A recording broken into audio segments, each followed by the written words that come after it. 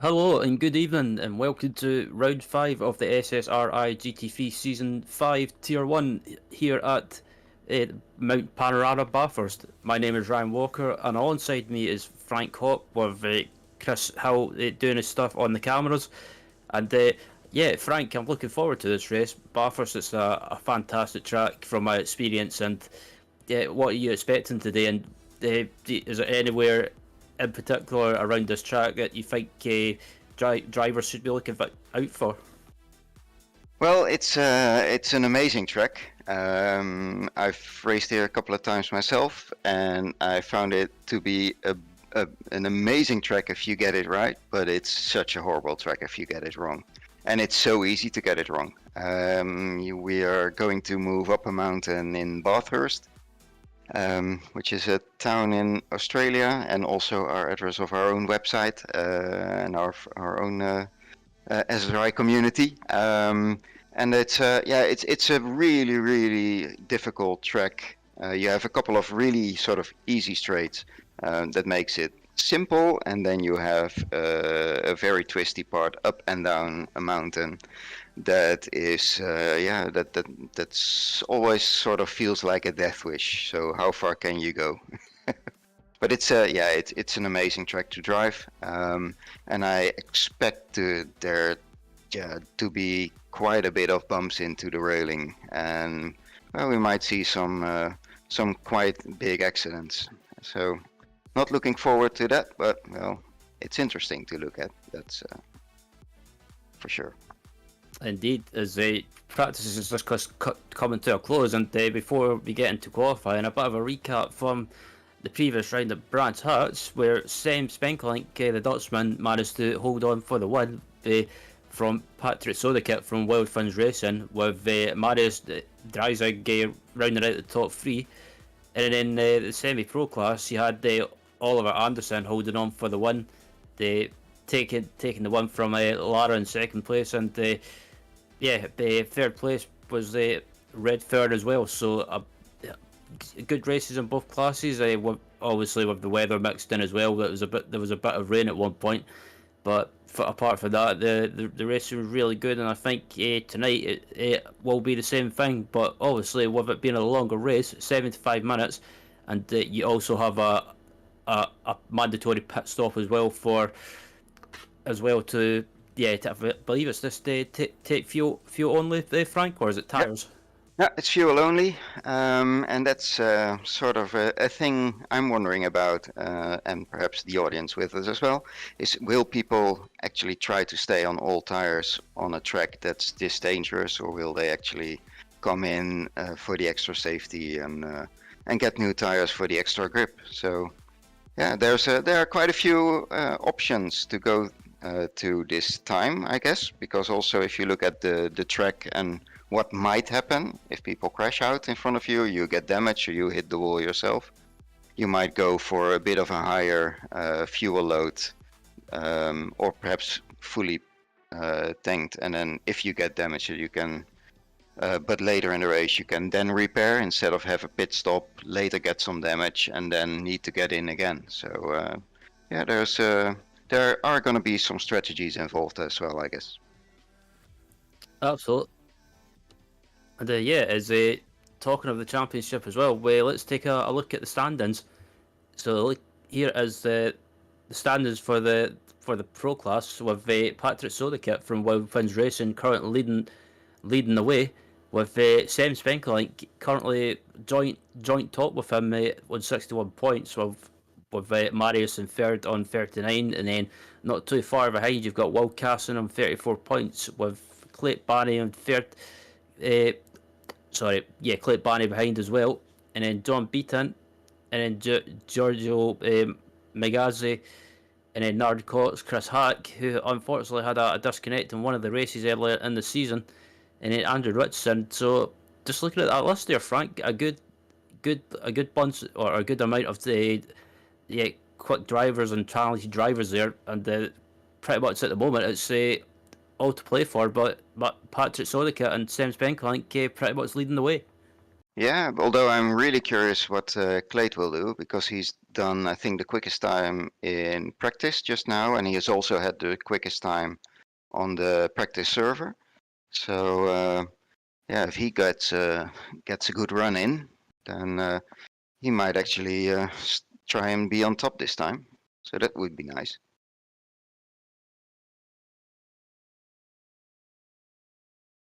So yeah, that's the pro standings, and then we move over to the semi-pro championship, and that's currently being led by Leonardo Wolf Garcia, the Spanish driver, and then you've got Arena Affenstad in second place, and then you've got Oliver Anderson in third. And talking of Oliver, Frank, he did leave a bit of a fun fact in our broadcast chat, and yeah, fun fact for the commentators. He said for tonight the best semi-pro driver in the overall standings is only third in semi-pro. Yeah, it's kind of funny how that can work. Yeah, so it depends on the amount of people that actually participate in the races, I guess. So perhaps when he scored a bit more points than in the races that for the total amount of points than the other guys did. So yeah, it's weird that it can happen.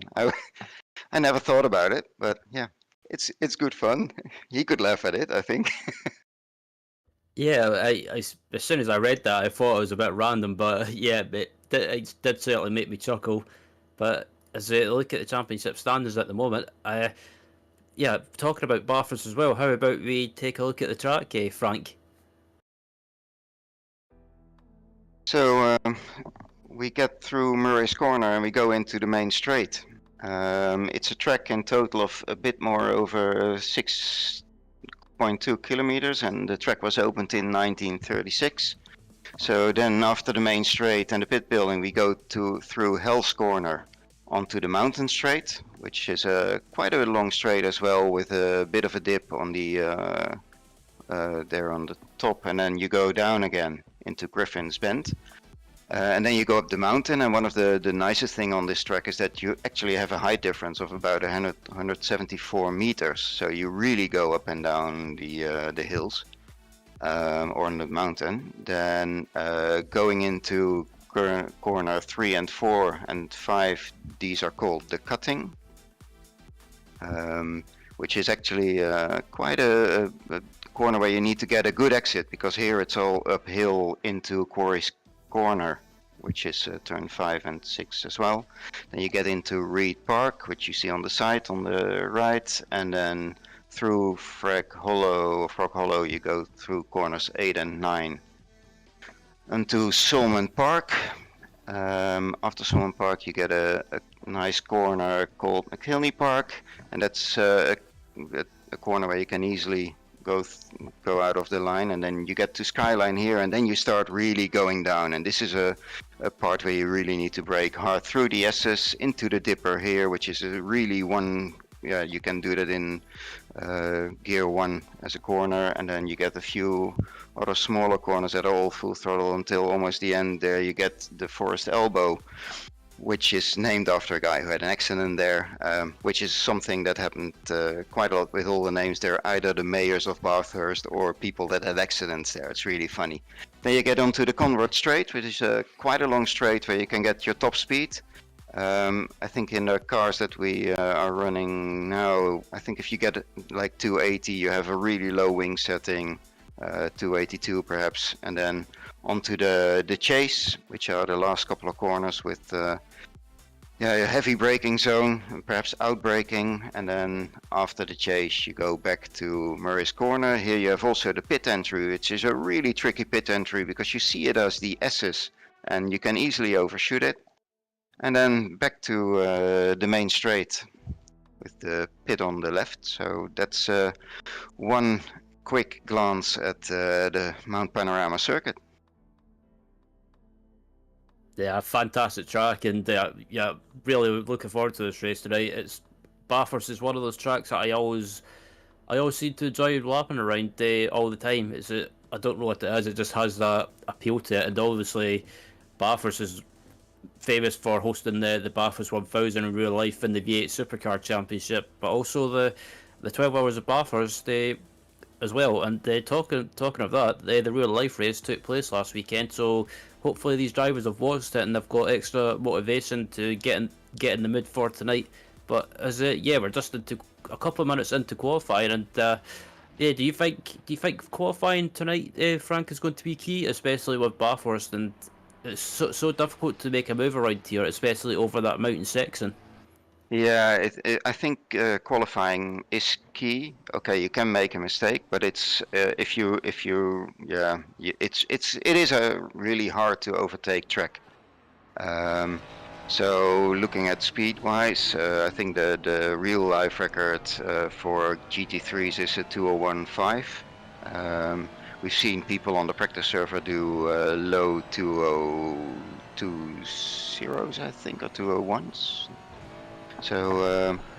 So I'm really curious what the fastest time will be, but yeah, it is, I think, really important. Also, it's important because the higher up you are, the less chance you have that somebody in front of you will crash, which is a big part here of especially I think of the first lap or perhaps first 2 laps when everyone's still really bunched up. Then especially this part where we're now, it's just so tricky, and somebody brakes a bit too late, you get a bump. Here it's really easy to get into the side of the wall, especially, and here as well. So you need to be so careful on your driving, and then here you get Sky, you see him sort of getting almost out of shape into these really tight corners, and here the dipper, and from here full throttle until I always brake a bit before this corner just to get the corner right and not have a too unstable car. And this is also quite a hard corner to get out of, but if you nail it, that really helps you with the whole speed on the straight here. But yeah, hard to overtake. Not because you have this hairpin at Forest Elbow. I think it's quite hard to be really close to somebody to get a good slipstream here, unless there's a difference in your setups. So if you have a low wing setup, you could get like an extra 8 to 10 kilometers top speed, I guess. So if people have a high wing setup, they will be really strong on the mountain itself, but worse on the straight. So, yeah, it's a balance game, I think. Where do you feel safe, and how do you get the speed? So we'll see what setups people use. I think mostly by looking at their top speeds.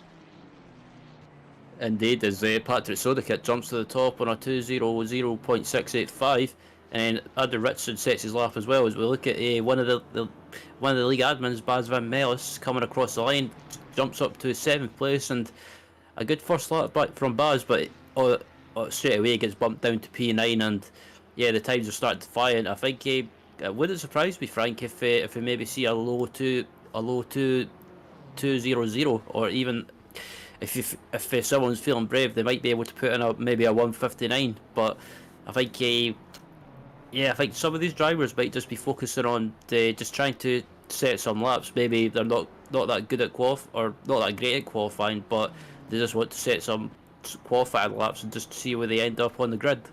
Yeah, the quickest practice time on the practice server. So for the last 2 weeks, people have been practicing there. That's 200115 by Patrick as well. I thought it was Clyde who had the quickest time. I think he had it yesterday, but that's like with only 0.08 of a second in between them. So yeah, it should be a low 2001 perhaps that we can see. Oh, and that's something we hear now is that Patrick is also 0.6 up his lap, so that's really getting into the 0.7 now, so that's into the 159s perhaps then. Oh, he's down to 0.6. Let's see what he does. Good exit. A 200127, so that's almost his quickest time on the track. So that's really great qualifying. I find it always really hard to do in a really good lap, especially if you're under all the pressure and you want to. Yeah, and Clyde Barry is 0.4 up as well, so he might get close to Sodicat's time as well as he starts to come across the line, and it looks like he would jump up to, yeah, he jumps up to about, he's about 4 tenths off Sodicat, so an improvement from Barney, but just not close enough. And that lap from Sodicat was yeah, astonishing. I think it doesn't surprise me because Patrick, as we know, is a really quick driver, but as we look further back as well, looking at Seb Spenkling, who just clips the wall there on the exit, so that might invalidate his lap, but he might have got away with it. Yeah.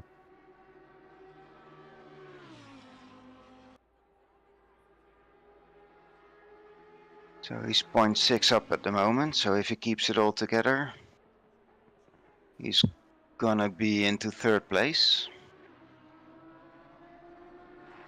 0.8 now.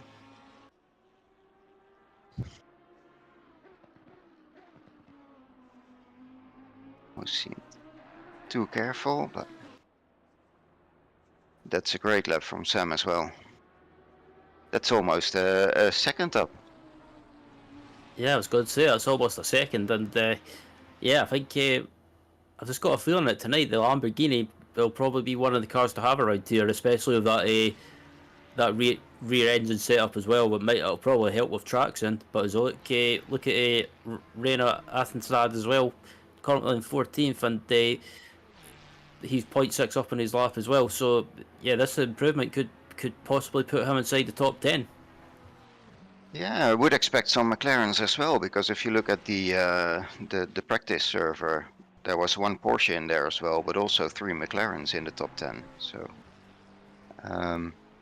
they should be good, but they might perhaps take a bit more time to get up to speed. Or let's see, that's Reiner. He's one of the quicker semi-pro drivers. I think he won the first race, right? I believe he did. As looking at Amaral as well, he's up on his time as well and coming across the line. Currently in 7th place overall, jumps up to 6th place overall and up into 2nd place in the semi-pro class. Amazing qualifying by the semi-pros. I mean, you got 5 guys in the top 10. So don't know what they ate, but they're doing really well. Quite a lot of drivers are up on their times as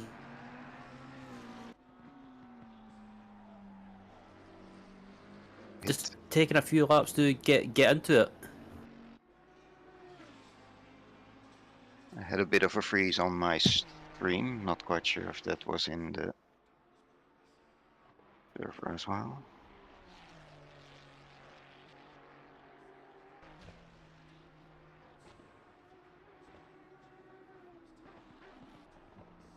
It's just close racing. Yeah. It's like Barney. I was just saying, Barney was having a bit of a moment there, but managed to gather it back up.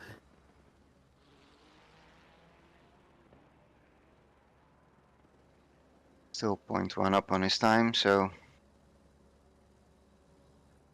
still got a couple of things to fight for. And we have also Marius Dreisig now. He's in the he's in 3rd, so he skipped over Sam with the Mercedes. So that's another car. That's quick. Indeed, there's still Watson Barney at the moment coming down to Murray's corner, and I think but yeah, it looks like he's still on a good lap. It looks like he'll probably improve as he comes across the line, and it's a slight improvement, but still 3 tenths off Sodacat. Well, and he didn't. Did he a quicker lap as well with the 2:00.052? That's now his biggest time. Oh my god. Oh well, perhaps we are going to see the 1:59. This would be amazing. I don't know what the hot lap times are on this track. I think there are people able to go below that. I just before this I did a sort of, I thought I did a really quick lap, like a 2:03.7. So yeah, that was with like 65 liters of fuel or so, or 60. So that's perhaps decent, but of course people now, they are driving here with, or starting perhaps with about 20 liters of fuel. Yeah, it wouldn't surprise me if some people took some fuel to do maybe 3 or 4 laps, because I know some people might not. They probably won't do. They probably won't set a quick lap time straight away. It probably takes them a few laps to really find a rhythm in qualifying, and then basically once they do that, that's when they start. That's when they start getting quicker and quicker. Yeah, I usually get my sort of quickest lap in the third lap. That's when I feel that everything's sort of heated up enough. So the first lap is always just, yeah, trying to stay out of trouble, and the second lap is pushing already, but it's still not the quickest time. I think there's, yeah, you lose a bit on traction in the corner, so that doesn't help out on your track time at that moment. And then in the third lap, when your rear tires are full up to temperature, then you get track time out of them. That's when you can put your quickest lap in. So if you do, yeah, like I always do in a 20-minute qualifying session, I do like 2 stints of about 10 minutes. So that's sort of my go-to format. Indeed, as we ride on board of Kurt Peters at the moment, currently 21st overall, and yeah, quite a way down in the semi-pro class as well. But obviously, yeah, some drivers maybe not worrying about qualifying and maybe just thinking ahead to the race and just wanted to finish and maybe just pick up some points, even if they're not at the front in class. As Peters comes through the chase now, and it looks to be a decent lap at the moment. It might he's 0.2 up in his lap time, so it could be a big improvement. Maybe jumps up maybe a couple of places.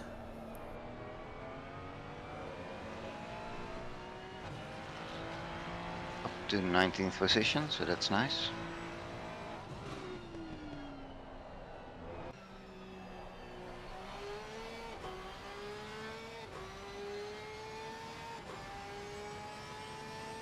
And Paco Laro's up on his time by 0.9 of a second as well. So yeah, if Laro can keep this lap going, he'll probably jump up a ton of places at the moment. Currently 26 overall, and yeah, quite a way down in the semi-pro class as well. So if he keeps this going, if he keeps it to about 0.9 of a second, he'll jump up a few places as well. Maybe possibly inside the top 10 in class.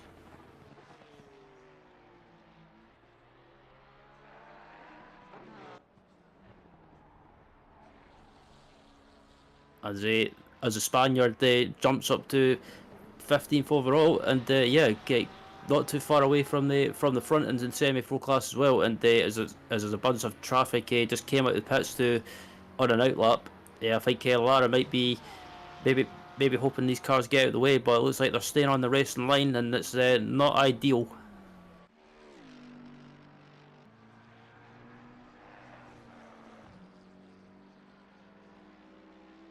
Did Matt Redfern have a quali ban, perhaps?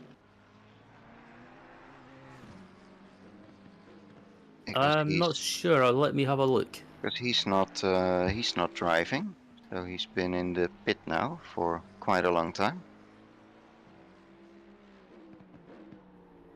As our director just pointed out as well, it could be a tactical move as well. Maybe thinking of starting at the back or even starting from the pits, because starting at the pits in Bathurst is not always a bad thing. I mean, yeah, you might, probably you.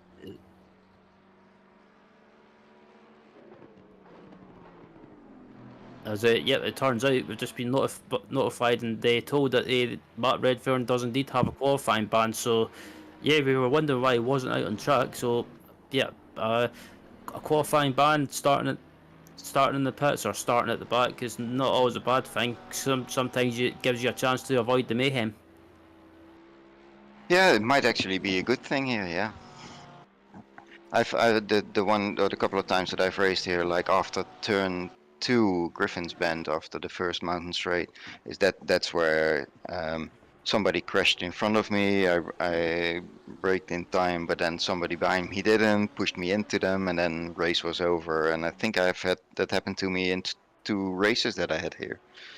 So it might be a really good idea to just hang back a bit and see how the carnage unfolds. Indeed, as we watch Nard Cox as well, the teammate of Sam Spenkelink, they currently heading up towards the mountain, and yeah, currently six overall, and yeah, a good at the moment. Just looking, we've got 2 Ferraris on the front row, and then we've got a Mercedes on row 2 alongside a Lamborghini, and then a McLaren, then a Lamborghini. So there's a bit of variety in the field. Yeah, there might be a McLaren coming up as well, because Will Casson, yeah, he's he made a big jump into 3rd place.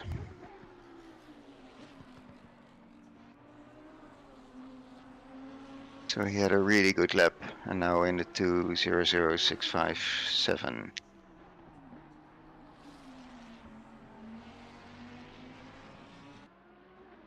So also kind of interesting, on a side note, is that Bas and Oliver are really close together at the moment in qualifying time, although they have a few people in between them, but it seems to be close between them this time.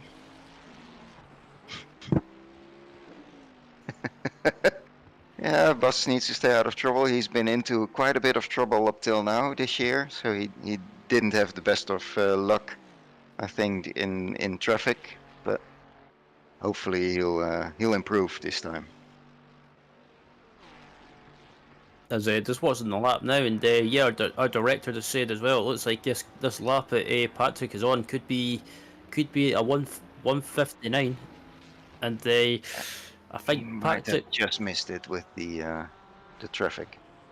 But Clyde is also on a quicker lap, so he's 2/10 up. So if he does a couple of quick, so that was not just so. He's 3/10 up at the moment. Now 2/10 again.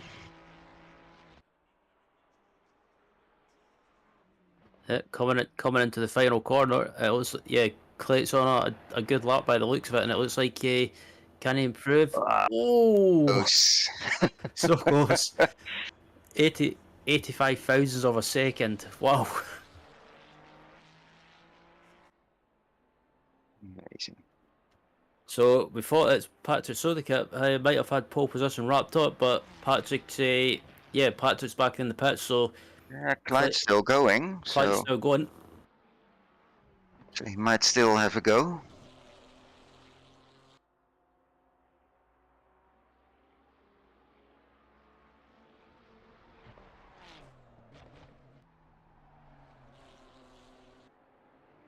But Will is also up another 10th. 2/10 already. Sam is up a bit. So this is gonna be sort of the last lap unfolding. Who's gonna be quickest? So Sam, if he keeps this up, he should be a bit quicker than Marius. So let's see how that develops. Clyde is now a 10th down. But Will is already 4/10 up. Yeah, it's a good lap from Carson at the moment, and yeah, this is pretty much the corner where you need to get it right to carry that speed down the straight, and yeah, if you can nail that exit, you can gain probably a few tenths down the straight.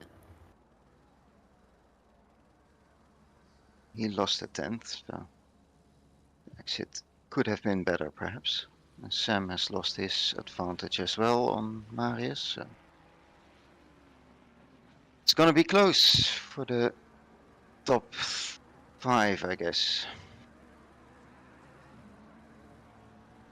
Because Carson's 0.3 up in this lap, so he could possibly improve, but I think 0.5 it's going to be close.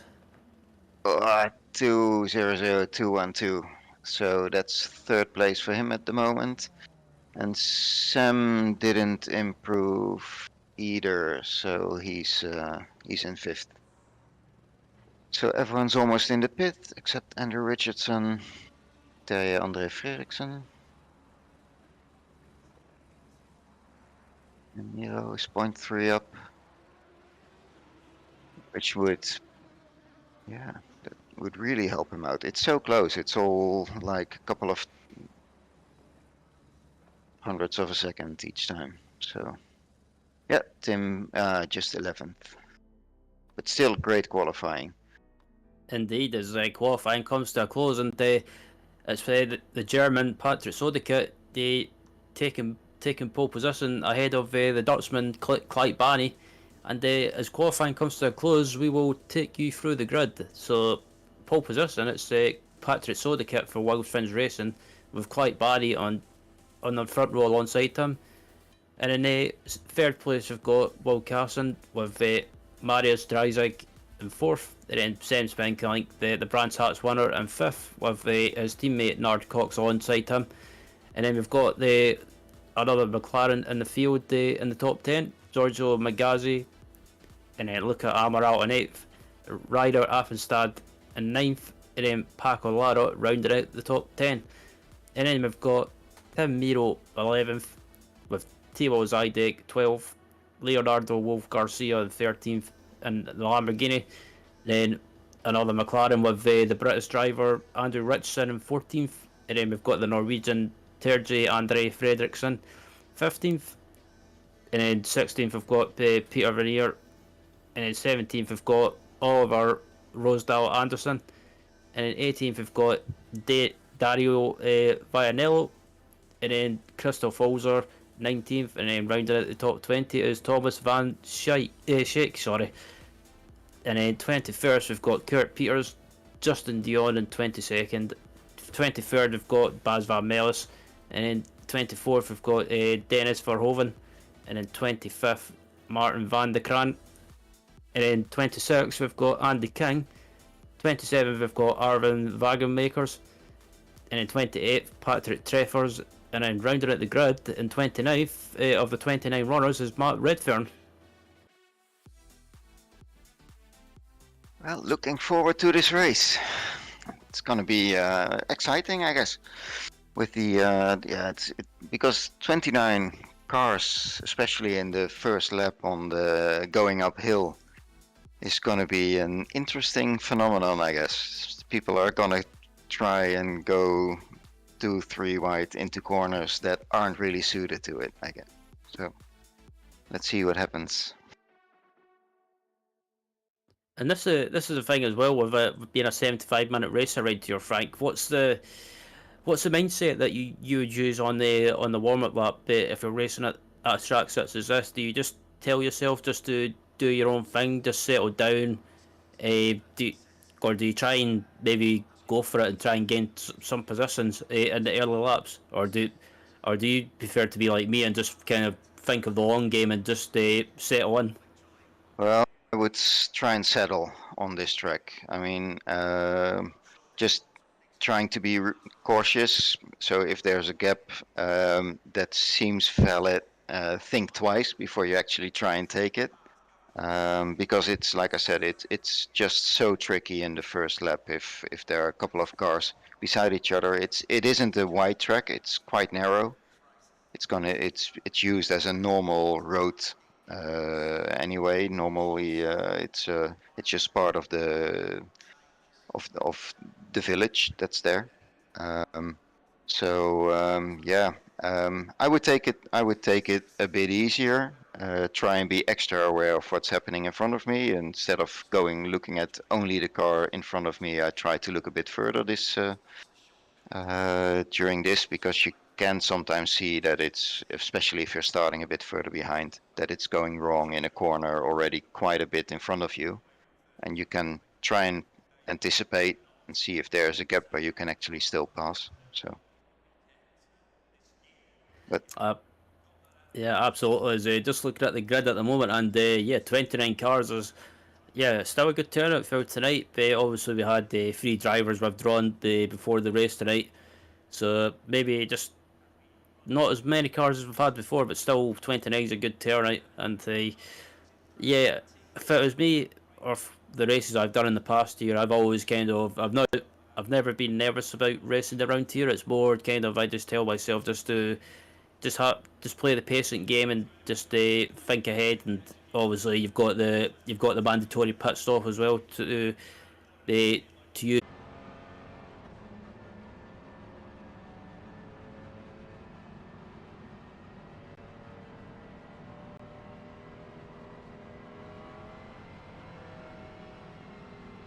Yeah, I see the stream already again, but it's like a really weird camera angle.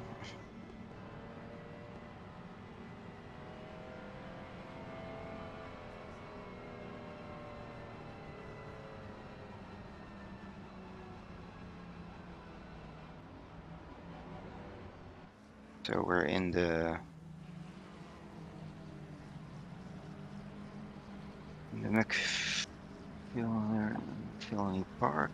So we're going over Skyline now in the SS in the Dipper. Yep. Yep. Okay. Yep.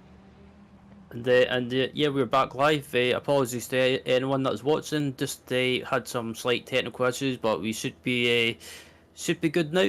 As we're just coming through the mountain section and heading on to this Lodge Straight. And yeah, I think if you're Patrick Sodicott as well, just yeah, just basically before the start of the race, I think you pretty much just want to tell yourself just to relax and not do anything silly.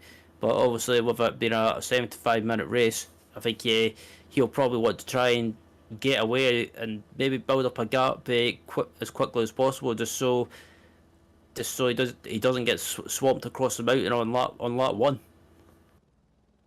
Yeah, but then Clyde isn't slow either, so I'm just curious if the McLaren or the Mercedes perhaps have how their acceleration is from because the start in itself is quite short, so you almost immediately get into hell corner, and then on the first straight, and how much slipstreaming is already possible, and how quick are the different cars behind the Ferraris. So, and does that change anything in the first few corners in Griffin's Bend and then going uphill?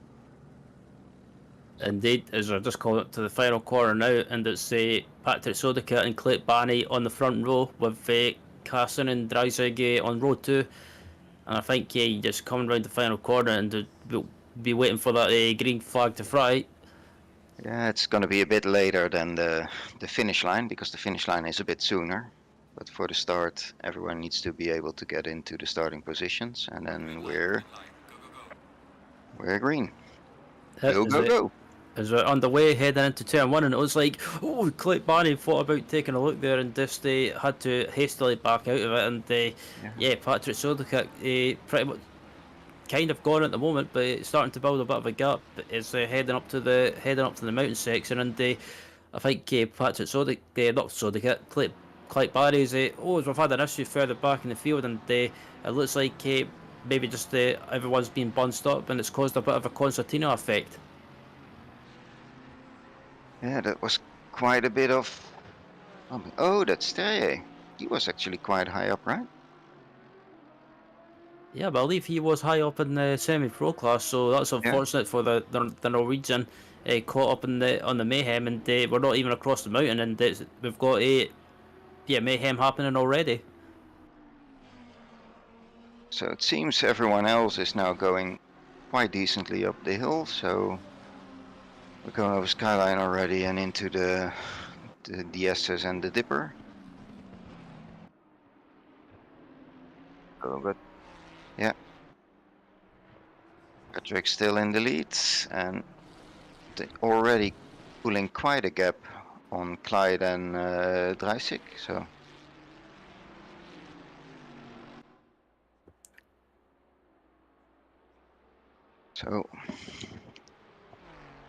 Södergaard has been doing what you said, Ryan.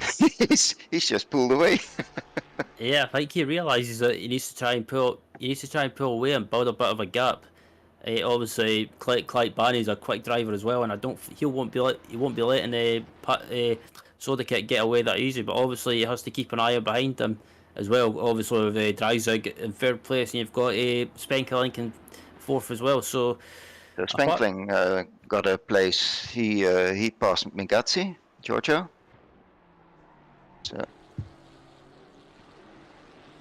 because Sam started 5th and he's now 4th.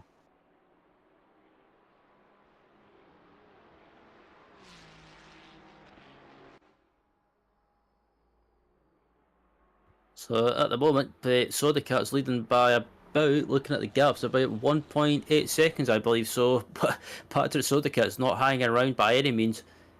And yeah, apart from that issue on lap one, there's not really been any further mayhem to report. But as I look at the replay now, it looks like everyone just got a bit bunched up, and yeah, free wide, that's a bit risky, and everyone checked up in front of them, and yeah, everyone behind just piled in.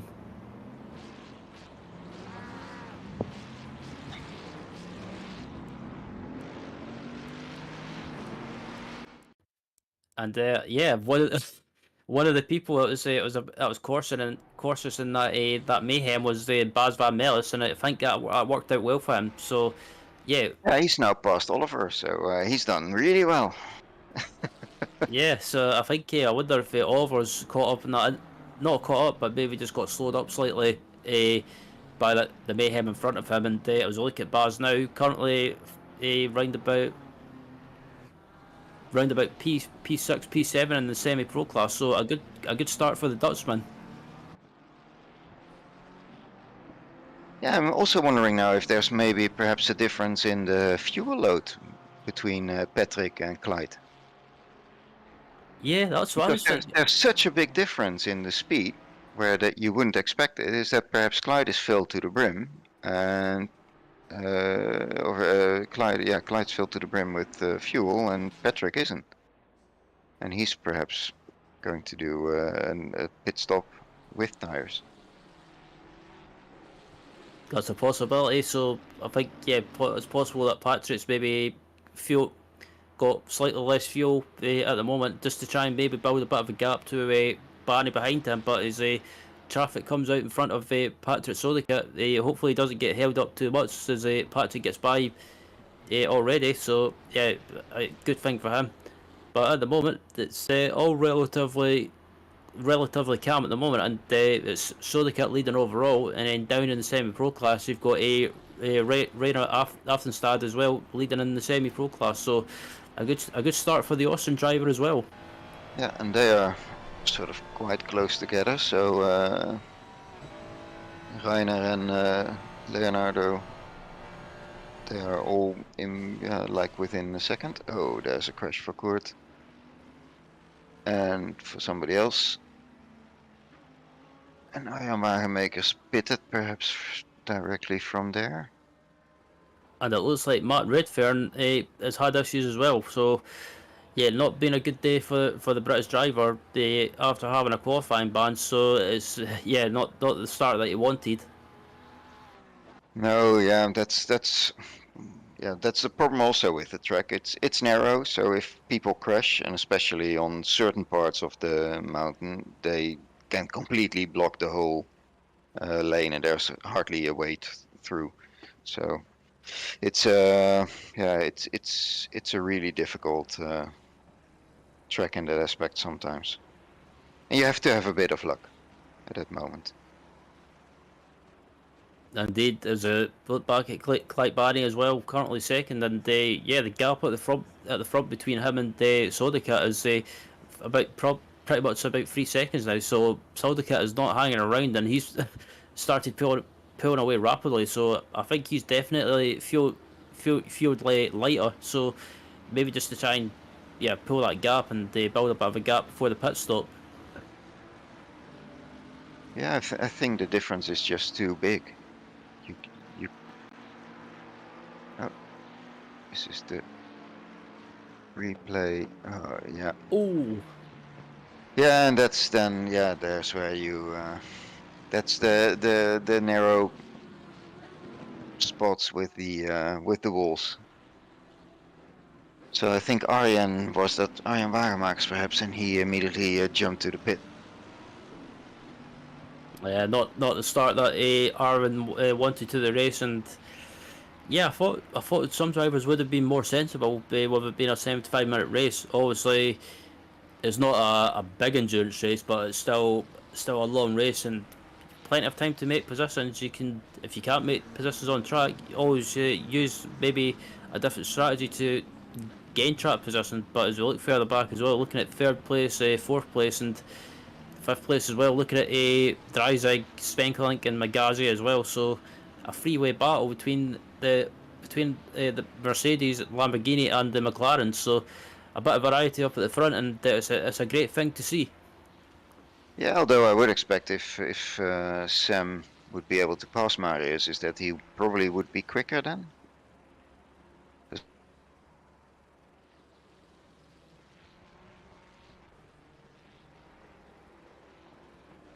Yeah, it maybe doesn't have the straight line speed possibly like the Mercedes or the McLaren, but yeah, like if Sam can try and get a run on Marius in front of him at some point in the race, I think he might try and make a move. But obviously, if he can't get by, it's not always a bad thing. He could try a bit of fuel saving, and it means he can go longer, and it means he doesn't have to take he doesn't. As Magazi goes a little bit wide in turn one, and just misses his braking point. So that'll cost him a bit of time.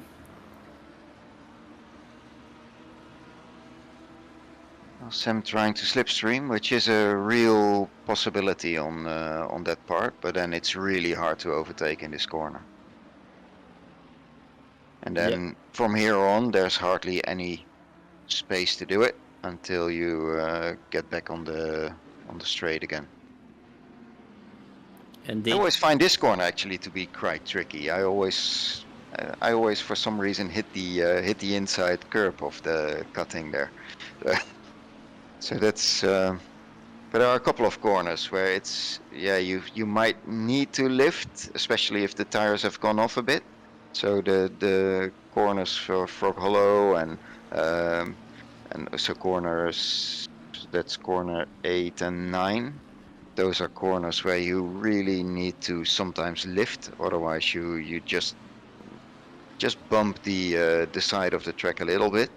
And you can get away with some side damage as well, so it doesn't really affect your top speed as long as your what is it, the suspension isn't impacted a lot. Then you should be okay on top speed as well. yeah, it's a good thing you were talking about before we went live, Frank. You were talking about that some drivers might try and use maybe lower wing for the straights, and some drivers might try using maybe a little bit more. So again, a little bit more wing for the mountain section for a bit of stability.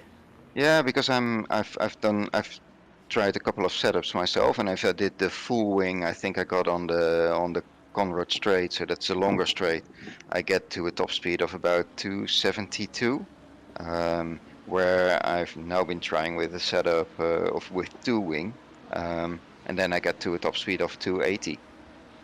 So yeah, but that makes the mountain itself quite a bit more hazardous. And there are a couple of corners that I could take full throttle with full wing that I now can't take full throttle anymore. So you will lose some speed on the going up and down the mountain, but you will gain back like a couple of tenths on the straight. So only on the Conrad straight already. And then it might just be a decision where you say, okay, I want to be safe on the mountain, because if I crash there or if I get damaged there, it in the end costs me more than perhaps the 2 tenths on the straight. And that's a sort of a strategy call, and also where you feel comfortable and still be quick. But looking at the, oh sorry, yeah. Go ahead. Yeah, I was looking at the looking at the the speed of Marius on the straight, and the Mercedes is a really quick car, right, on the straights. It's sort of like that rocket ship that easily hits the 280, where Sam needs to get a really low wing setting to get to that speed as well. I'm not quite sure if you can look into the if you can look with the drivers next time they go around, so we can see sort of what speed they are actually getting on the straight. That would be nice.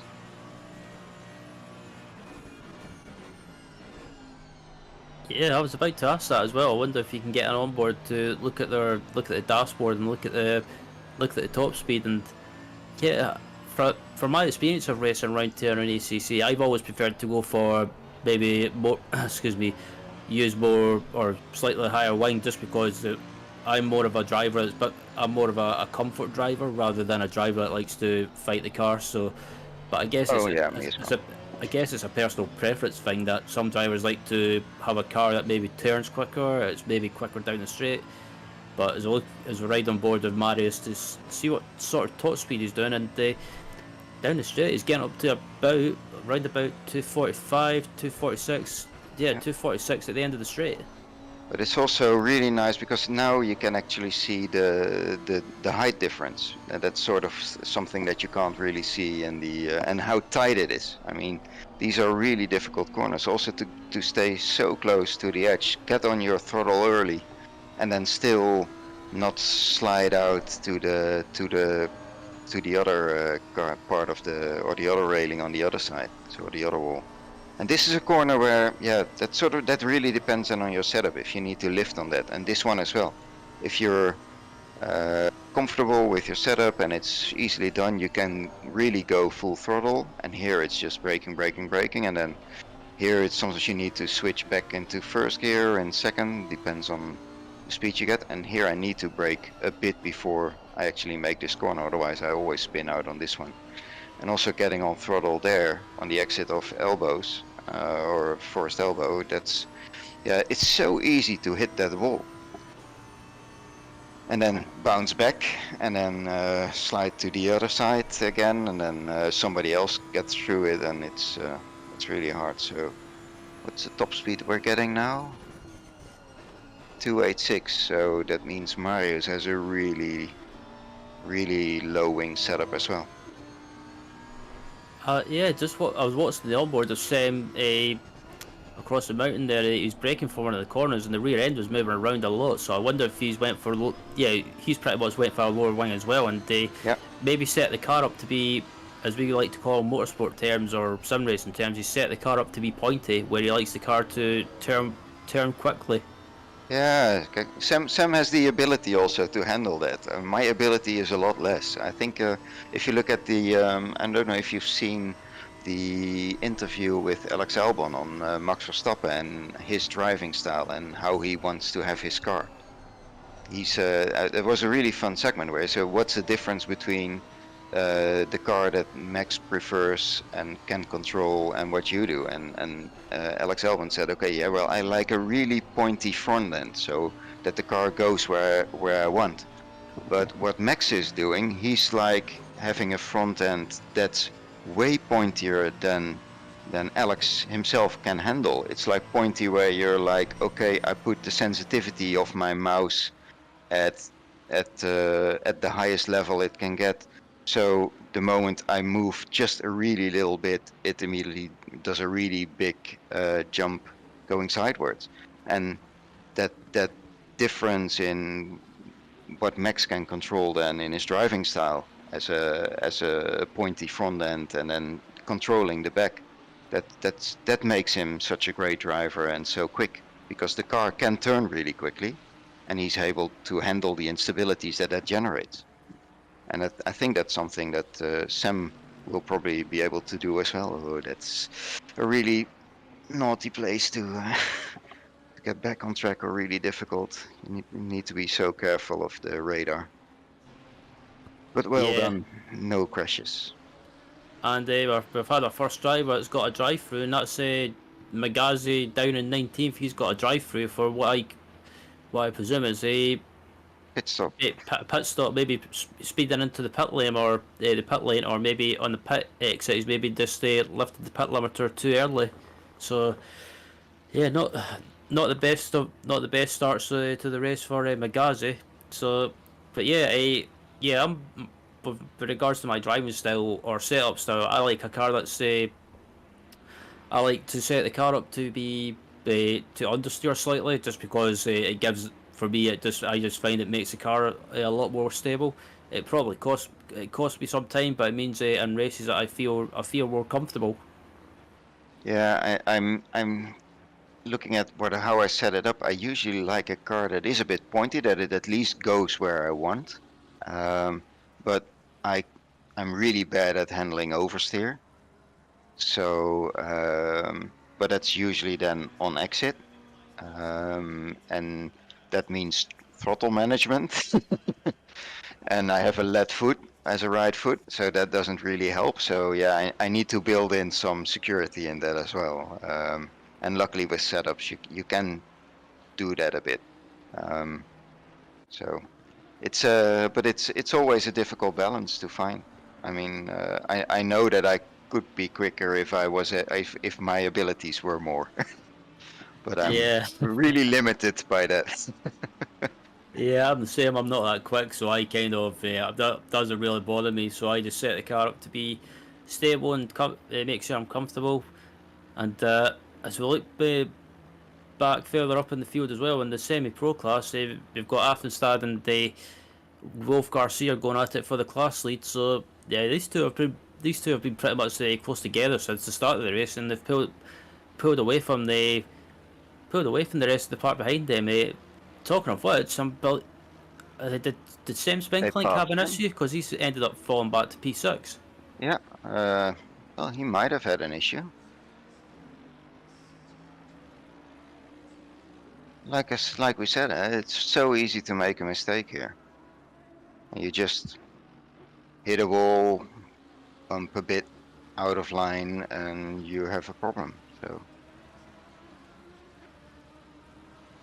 So yeah, because I think at one point, Spinklink was right behind Dreisig, so I don't know if he's made a mistake or maybe just ran wide somewhere. But yeah, falling back down to P6, and yeah, I think he ended up falling back from this battle in front of him. But it won't be too long before he closes it back up, I believe. So after starting, Wolf Garcia still going at it, as we've got about pretty much coming up for 55 minutes left in the race, and those first first 10-15 minutes have just flew by. Yeah, but Sam is losing some time still to the guys in front now.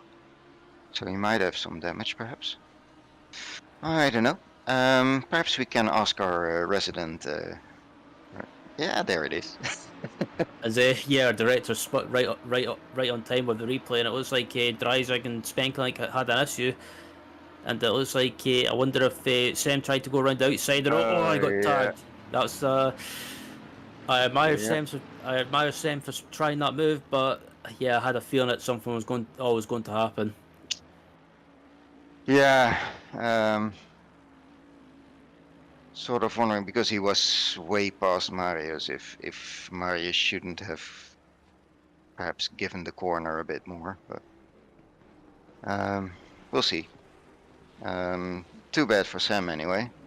So he's cooked his tires perhaps a bit, because that really doesn't help your tire life, and then you need to cool them down a bit to be able to get back up to speed. So seems to be catching up a bit again to Reiner and Leonardo. So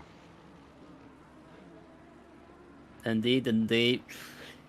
Yeah, I think I had a feeling that Sam was going to try and make a move at some point, because Dreisig was holding him up for a while. So yeah, it's just one of those things, and I think it's just the nature of the corner as well. It's so easy to have contact in that corner just because of it looks wide, but this part here, it looks a lot tighter. Just for do we know where Nord Cox has gone to? Because I don't see him anymore. That was a very good question. I was just about to bring that same thing up as well, because I noticed that he's.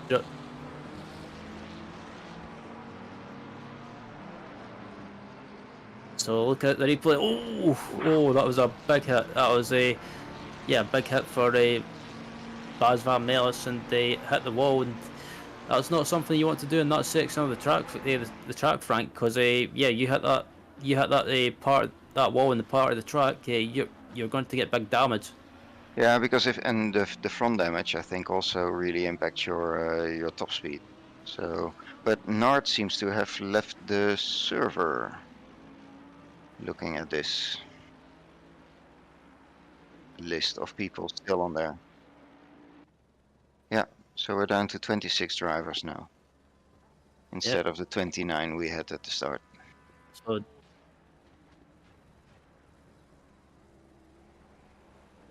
yeah, and Oliver Anderson in the pits as well. So just reading in the chat as well that Oliver Anderson, he got damage as well.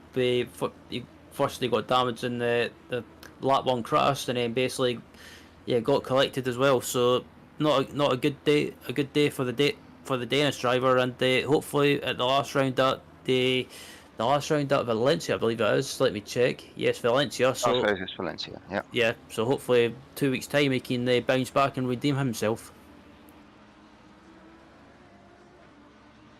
And Bas is now 2 laps down. Okay. There is one thing we need in this race to spice it up a little bit, and I know some drivers hate it. It's the wonderful rain, but I don't think we're going to get a chance of that today. With looking at the track temperature and the ambient temperature. No. So yeah, I'm kind of gutted about that, because I do like wet races around Bathurst. Do you? Yes. Well, I am Scottish, so I like the rain. Well, I've been to Scotland. I know it rains there a lot, but it's no. I wouldn't really like driving here in the rain, because I don't think I'd survive. Yeah, I've done some wet races around here in the past, and I've always found them good fun. But some drivers some other drivers don't seem to like the rain around Bathurst. So yeah, a bit of a mixed bag, as we like to call it.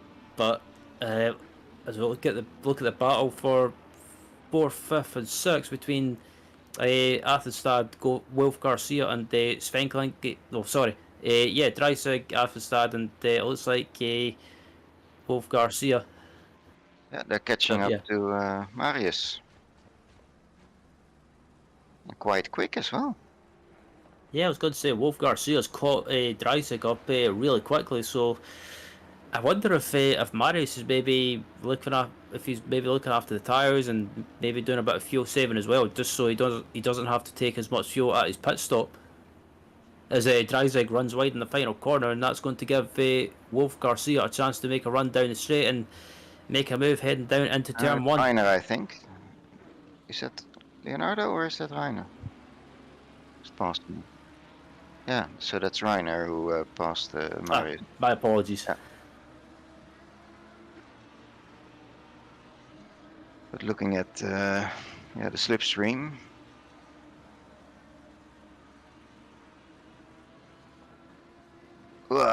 That's a nasty bump. I know, and there's Sam back in the mix. Yeah, I was about to say that's Sam back in the mix now, and looks like and Will is also he's also coming back. Well, we're gonna go for a 4-way battle then. That's nice.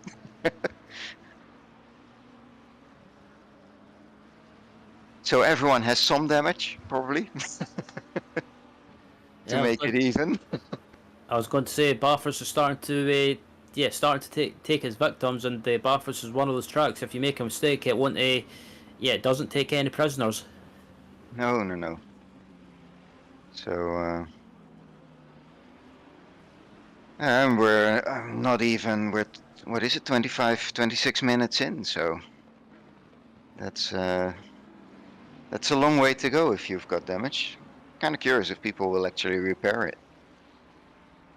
Or think, okay, that cost me just too much time. So Sam's gonna try another pass. which this time perhaps should work because he's past. Yeah, he's past them now. Yeah, and this is Yeah, I think Marius has really quite a bit of damage. Perhaps he, because like we said, he was caught up so quickly. Is that he perhaps hit a wall anywhere already before that? yeah. I wonder if they clipped the wall quite possibly. As Oh. it looks like a Oh yeah, drives they're like. gonna go into the pits already. So yeah, I was about to bring me on to my next question as well. What would you do if you were being stuck in a park, Frank? Would you want to put early and just get some clear air and put down some quick laps, or try and go as long as possible? As we've got a replay coming up. Oh, let's see what happened with Nart. Oh. Ooh. So Okay. yeah, fair to say that Yeah. a Clyde, a Nart yeah, or Cox. Yeah. not Cox. Sorry, I'm getting mixed up. Yeah, Nard, they pretty much got torpedoed there. Yeah, but that was he probably hit somebody else already before that, right? Because he was there was another guy standing there on track as well, and Nart came from the wall on the other side, so a bit further up. But Yeah, excuse me. I wonder if Nard might have got caught up with a back marker, possibly. yeah, But that so we're as we've gonna got a see replay what coming up happened now. just before that with Nart. Oh yeah. Oh, that's where it. Oh yeah. So that was Giorgio Magazzi who went off. That was so unfortunate for Nard there, Yeah, because he was having a good run there, and I wouldn't like to be Nard if he's on a direct drive wheel, because that hit through his direct drive yeah. wheel But might have hurt. also look at the amount of people that actually got involved in that crash. I mean, there were 4 or 5 cars spinning out and being hit by the people bouncing between the walls. So usually on this track, you don't do an accident on your own. Oh, There's we're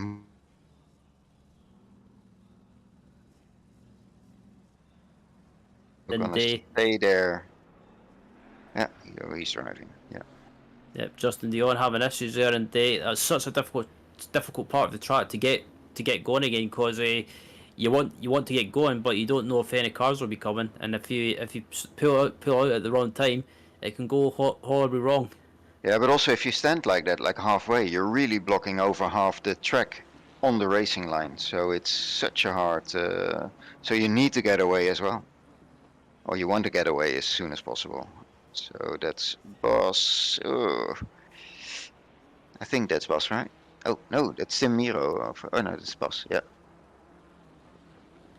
Baz Van Melis and Tim Miro, and yeah, it's been a bit of an eventful race for Baz, and we do know that his mother likes to watch in the YouTube chat. So yeah, I think Mother Van Melis will be having a talk with his son tonight, later tonight.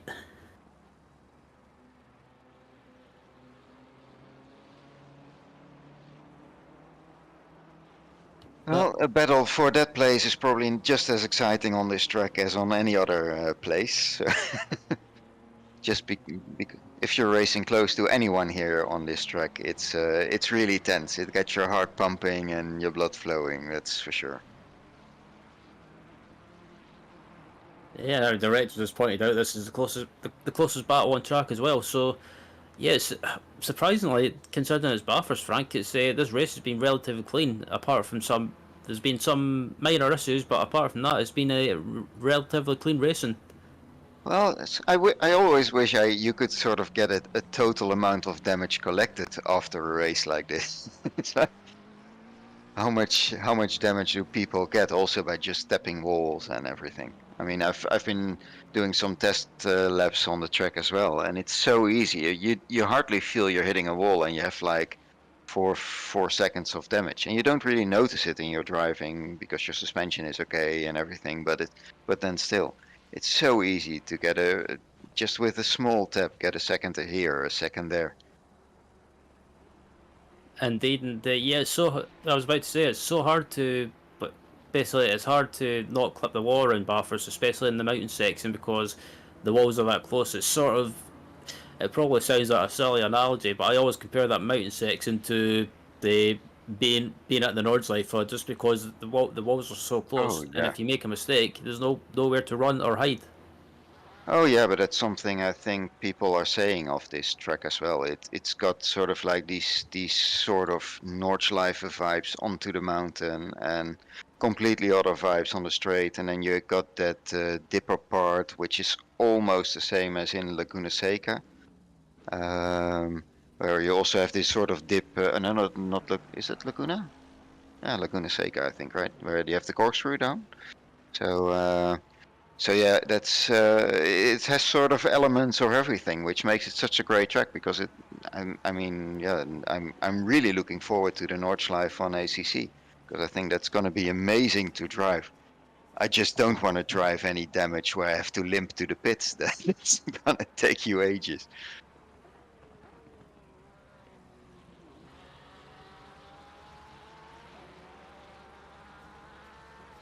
Yep, Patrick Sodicat's about to put a lap on Christoph Holzer in 13th place, and yeah, I'm 42 minutes left in the race, and it looks like Christoph's trying to either let Patrick go through, and once he does, I thought Christoph was trying to hold him back there, obviously being in a battle, but I think done the good thing and the right thing of letting Patrick through, and I think looking at the gap now, Patrick Sodicat's got still got a decent gap as well, so. But he's been held up by traffic across the mountain section, and I don't think Patrick will be very appreciative of that. Yeah, but I mean, it's really hard also to let someone by here. I mean, just to get out of the way, where do you do it? How do you do it? It's I can understand the frustration, but it is a really hard track to just get out of the way and make somebody pass you. Because there's only this sort of one line, and if you don't want to fall to a complete standstill, you just you're gonna drive there. I mean, the place where he needs to pass is gonna be on this straight, and that's gonna be an easy pass then. But yeah, Indeed. you lose quite a bit of time. I mean, I think he was on about 7.7 or 7.9 seconds, so he lost about 7/10 perhaps on the mountain or going down the mountain. Oh, it looks like we've got a move going on through the chase, and Christoph Holzer trying to make a move, and he ends up running Oh, wide, and I yeah. was almost wondering if they were gonna hit Patrick. Yeah, I thought I was going to end up in a big incident between both of them there. That was whoa, a bit, yeah, that probably made Christoph sweat a little bit. Although I must say, I was expecting that Patrick would get more distance in between him and Clyde, to be honest.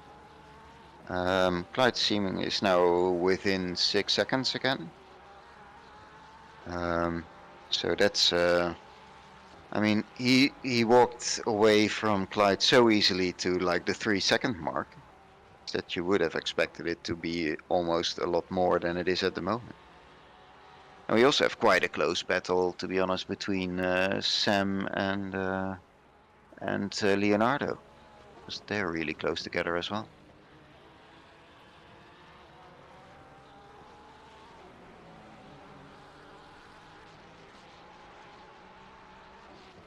Well,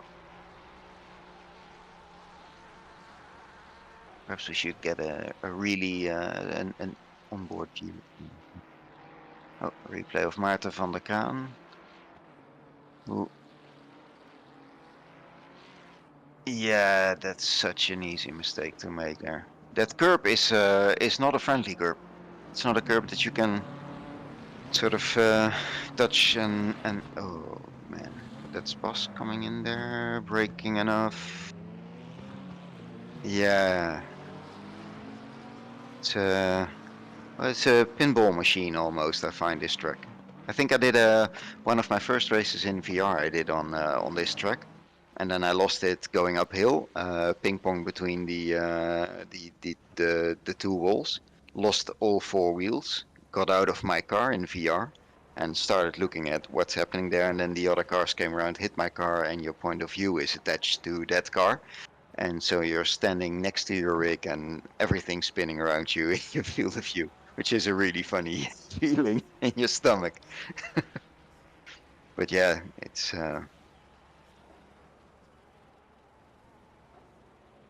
Yeah, and Christoph still trying to get by. Still trying to get by. It looks like Andy King in front of him, but he just can't get the move done. And yeah, King's doing a good defensive job, and Christoph probably getting frustrated as well. But it's one of those things you can't really afford to, around here anyway, make any silly moves, otherwise it would end up in disaster. Like we've seen from some other drivers so far in this race, and it looks like as both of them get lapped, and it looks like Christoph might try and make a move, trying to make a move into the mountain section. That's pretty much a risky move, but yeah, you can't really do anything when you're stuck behind someone, as Alex Crawford in the chat points out. If you're behind a back marker, you've pretty much just got to suffer the pain, as it looks like well, for something happened there, but as Frederick said, it looks like had another issue and had a spin.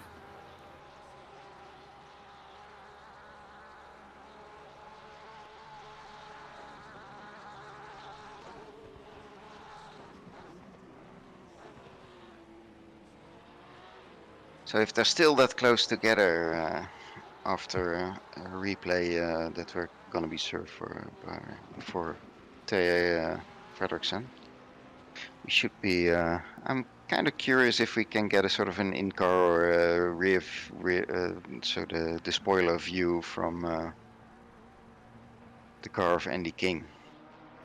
See just if we're going still up the mountain to see how close that all gets. And as well, look at the replay of Yeah. Oh, there was a bit of a side-to-side contact there in turn one.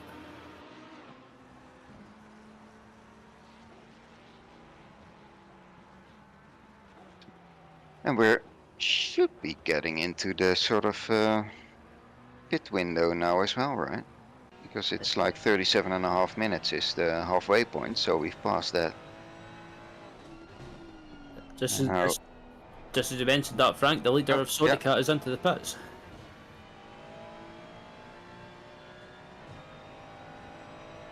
And now I'm wondering if Clyde is actually going to be driving on and perhaps do only a splash and dash, and Patrick needs to do more than that. So Rainer in the pits as well, Leonardo in the pits as well.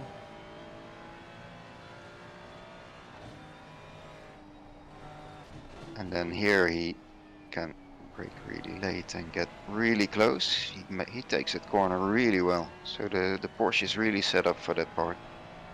Yeah, I was about to say that the Porsche of the rear engine as well. That probably helps with tracks on the exit of slow speed corners, and you can definitely see it with Christoph as well. Get around the power, it just looks a lot more planted.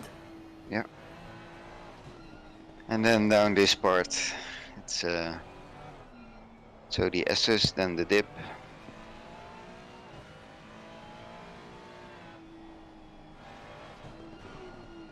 Then first elbow, and then see how close he gets on the straight, because he was trying to pass him already one time. So sort of wondering if he's now within. Is he now within a couple of tenths?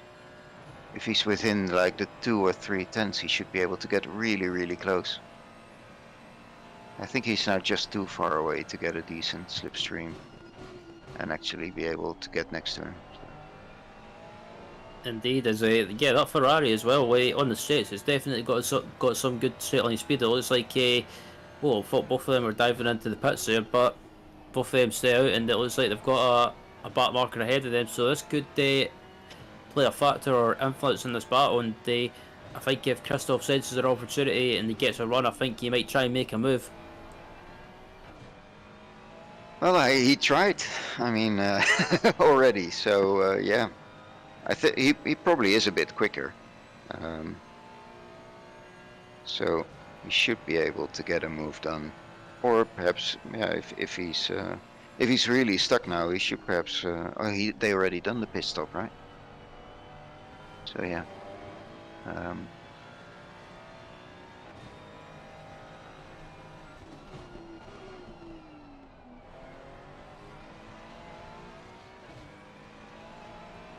Yeah, So yeah.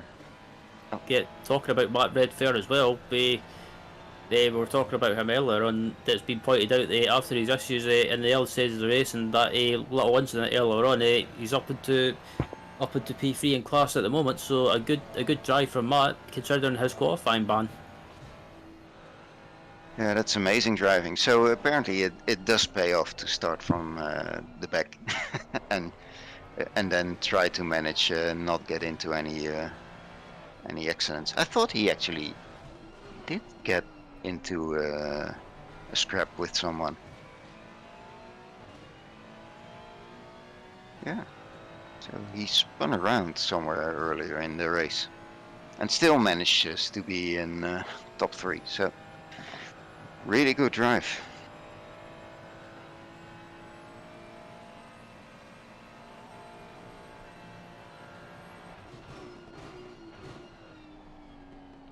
Absolutely. Excuse me, Christoph he keeps getting closer and closer, but he's just now he just can't really get close enough to make a move or get alongside. So yeah, it's good. Oh, as Christoph comes in a little bit hot there into the final corner. But if he's now really close, this is a place normally if you're really within the slipstream. It's a spot where you sort of, especially now after this one, so on this straight, so not on the main straight, but on this one, if you're really close, this is a place where you could try to overtake, although it doesn't always work, as we saw with Sam. But it is one of the places where you can get a good run up to somebody.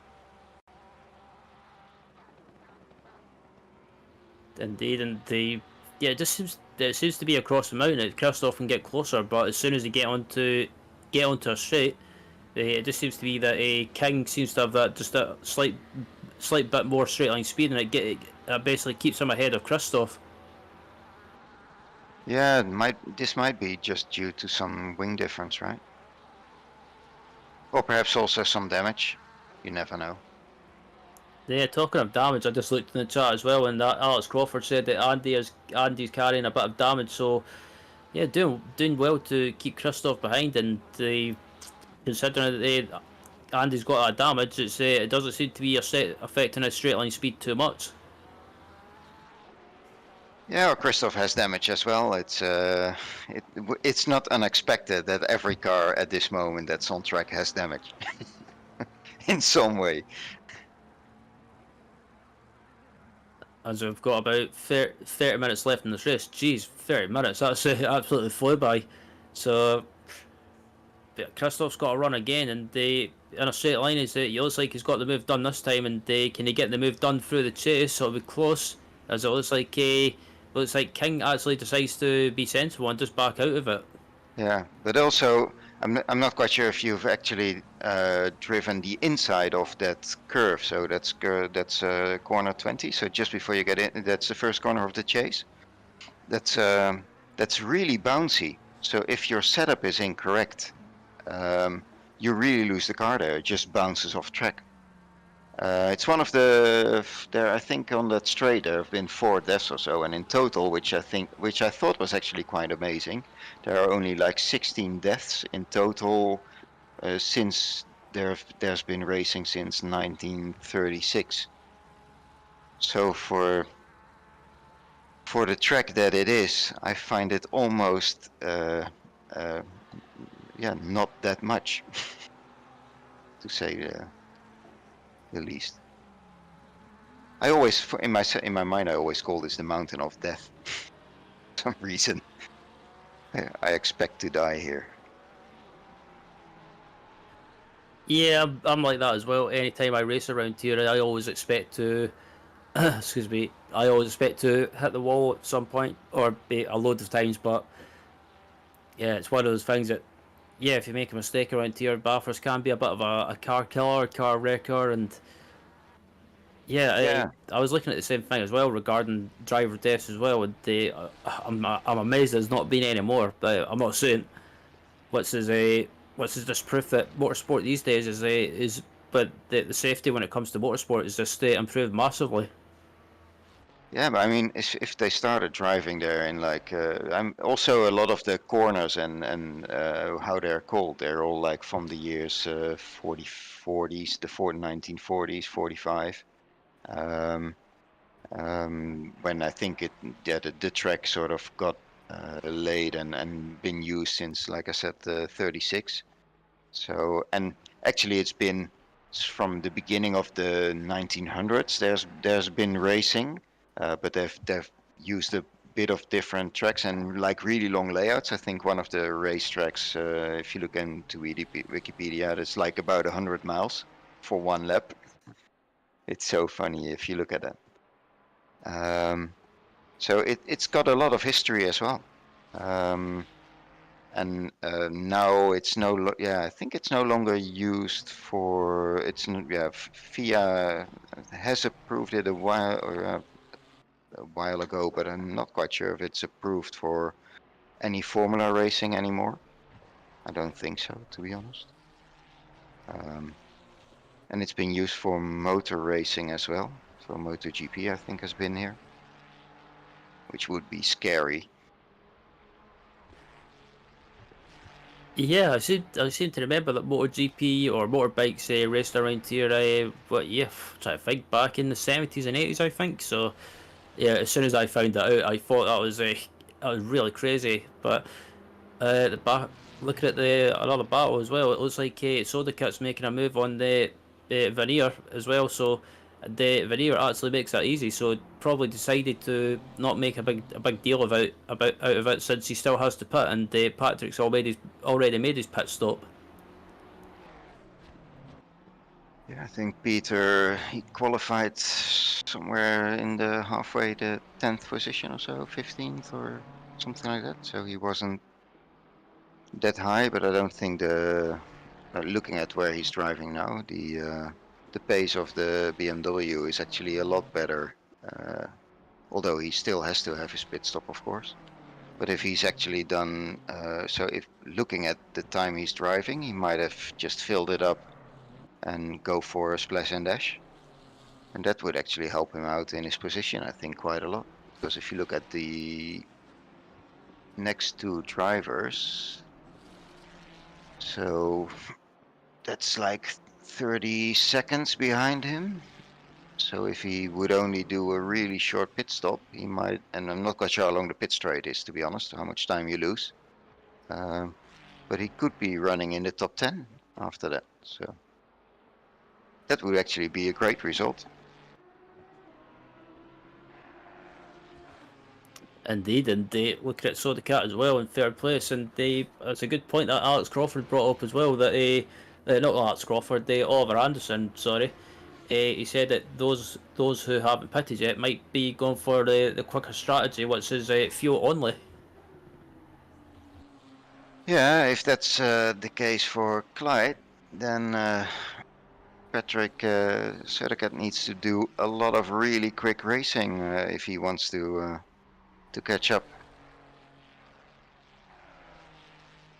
Indeed, and with the drivers up at the front have not made the pit stops. The question is, when do you come in and make that pit stop? If you're planning to just take fuel only, do you do that maybe within in the last 15 minutes or even 10 minutes, or if you, if you're feeling brave or want to try and go as long as possible, even in the last 5 minutes?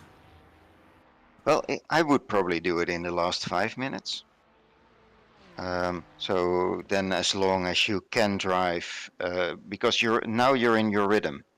And you're driving, you're used to the car, the driving, the tires, you know the behavior. And the moment you get out of the rhythm, because this is really a track also where you need that rhythm in the mountain to sort of really feel your way around the corners. And if you don't have that anymore because you've done a pit stop or whatever, that could really be a problem later on. So I probably, if I had the fuel, I would drive as long as possible and then do a last minute, if possible, a last minute stint of for fuel.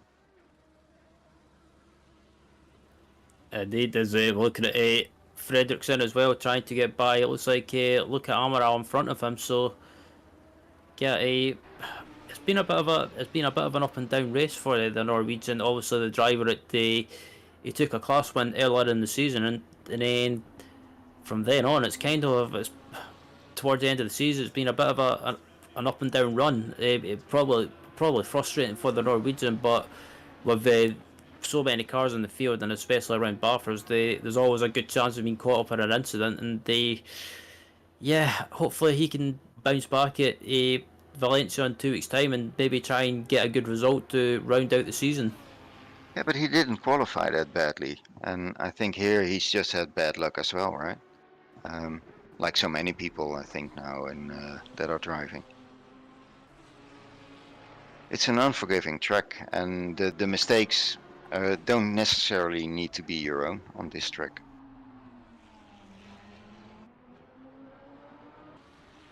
Indeed, as I come across the mountain section now, and not really anything that Fredrickson can do now, and yeah, both drivers have made the pit stop, so they're good until the end. And if you're wondering how if a driver's made the pit stop, you can look at the the orange boxes or green boxes on the timing board on the left. The little green boxes mean that the drivers have made their pit stop, and the orange box that I've got a 1 means that the driver still has to make the pit stop. So pretty much a simple way to work out if a driver has made a pit stop or not yet.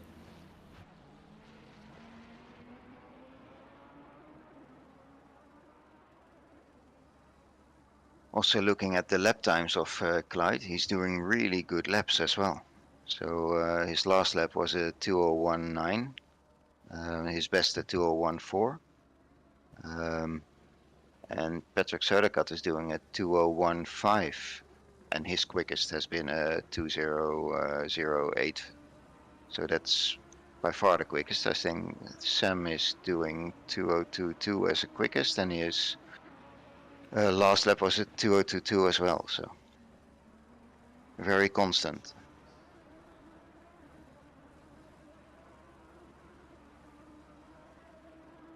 Indeed. So yeah, coming up for pretty much 20 minutes left in the race, and yeah, apart from this battle, it's all relatively quiet at the moment. And I think at this stage of the race, it's for some of the drivers, it's pretty much just get to the end of the race and pick up points rather than basically try and push to gain more positions. But you never know. So, still with 20 minutes remaining, pretty much some drivers could end up losing their focus or concentration and maybe just making a mistake and hitting the wall, and yeah, that could help some drivers gain other positions. But as you see in the background there, the Wild Fins Racing car of Sodicat's coming up to lap these cars.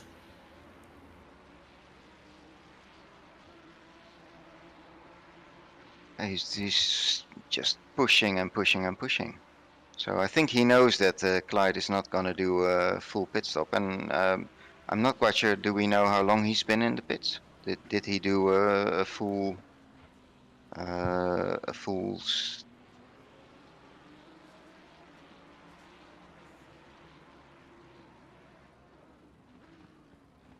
Yeah, I'm trying to think. Yeah, I'm not sure, but I think yeah, Clyde Barney just. I'm just checking his times again. He is absolutely flying at the moment, so obviously wants to try and build a bit of a gap to Sodakat at the moment and try and maybe come out just ahead of him, or try and come out not too far behind him.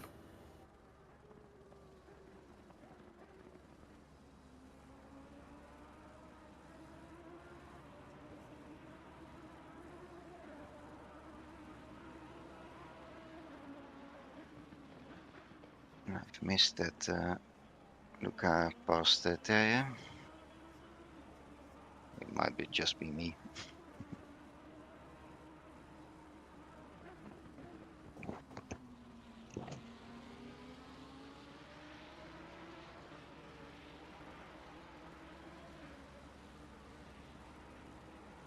That was a nice move by Patrick. Yeah, absolutely. Space well given, so.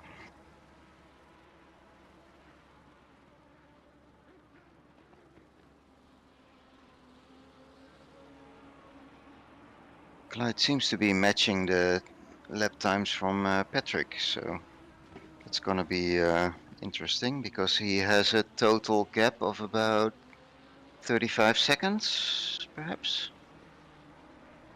And would that be enough for a quick splash and dash?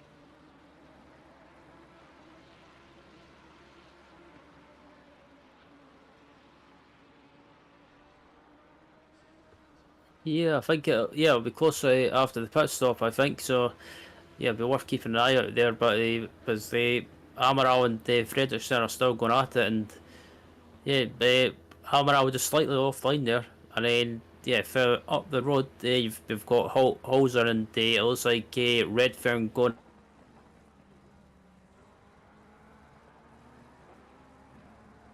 They definitely caught up to Redfern quickly.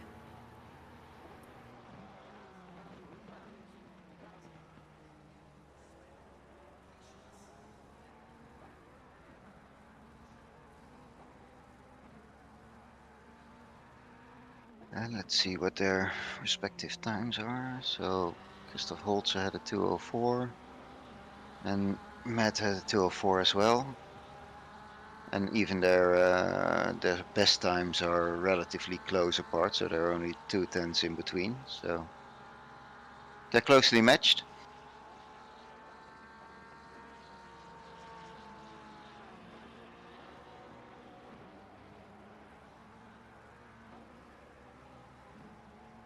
Through Griffin's Bend into the cutting. So can he do a better exit there? Yeah, that's so hard. Oh, that's brave. Yeah, that And was that's a touch of the wall. I'm not sure if that's brave or yeah. I might give a wrist slap for saying this. I don't know if that's brave or ballsy. Well, let's just say I'm kind of amazed that they both survived.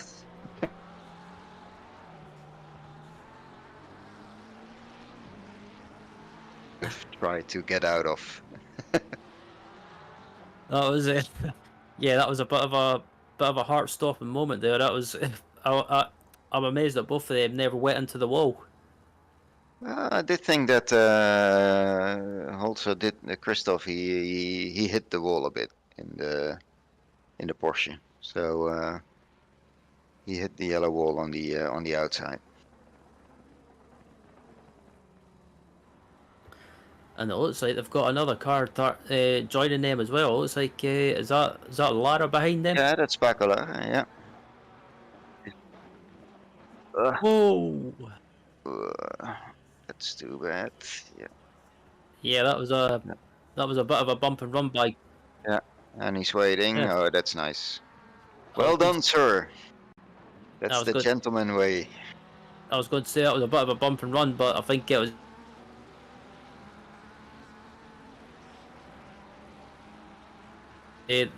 They lost that position to Lara now, who's up into P3 in the semi-pro class now. So, but good sportsmanship from Christoph. Good to see that in the league, and yeah, giving that position back. It's never a nice thing to gain a position by having contact or just making a slight mistake. But it looks like behind them now they've got the Magazi starting to join this battle as well. Yeah. And is that Andy as well? Yeah, I think so. Huh? Yeah. So well, so we go for the full last 15 minutes with a four-way battle. Although it looks like the cars in front are slower. But if that's slower from damage, perhaps that might be the case.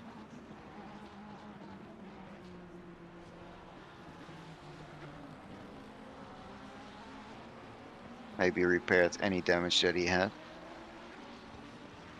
Quite possibly. I wonder if some of these drivers here have maybe just took fuel only and they not took any tyres. So pretty much every driver may be, or some of these drivers in this battle might be having to look after the tyres for the last pretty much 14 minutes. Yeah. Well, that's something, of course, you could perhaps do. I'm not quite sure how long the fuel time normally is, but if you thought, okay, I'm going to take tires, but you have quite a bit of damage, is that you then say, okay, well, I'm not going to change my tires and just repair the damage, so I will lose about the same amount of time, but at least I'll have a car that's driving better. Oh, nicely done. That was a really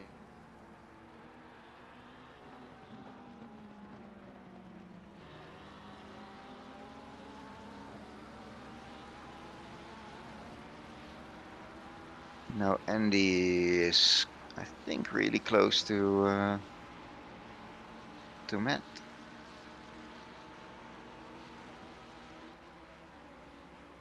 Yeah, so That's Andy King's caught up to his battle again now, so he's back in it. So yeah, there's it was Sam. all as they're getting lapped by Sam now, so it's about to split his battle up for the moment anyway. Is that Luca Amaral then? He's who's joining again with, or is that somebody else? Is that?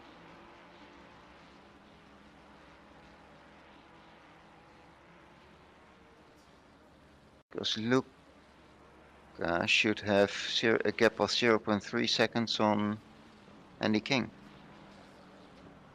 So 16. Oh, okay. Oh yeah. Oh, what am I looking then? Oh, that's a gap on Fredrickson. Yeah. Okay.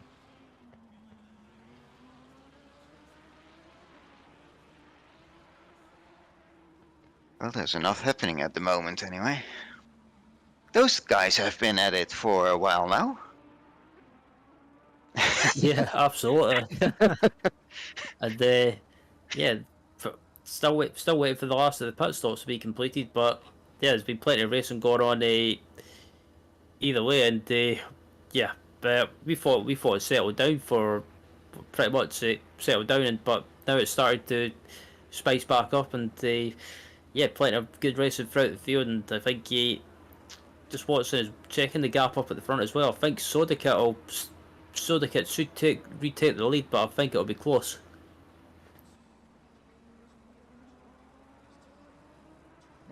When is Clyde still not in the pit, right? So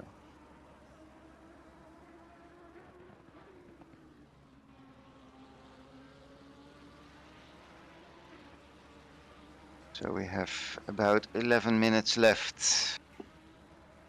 And we have 3 people that didn't have pit stop, I think, right? So, okay.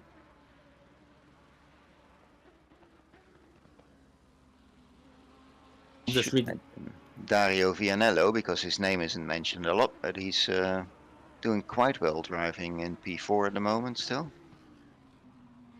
And he isn't doing that bad lap time wise either. So his quickest lap is at 2:02.7, which puts him in lap time at about the quickest on place 11. So that's not too bad either.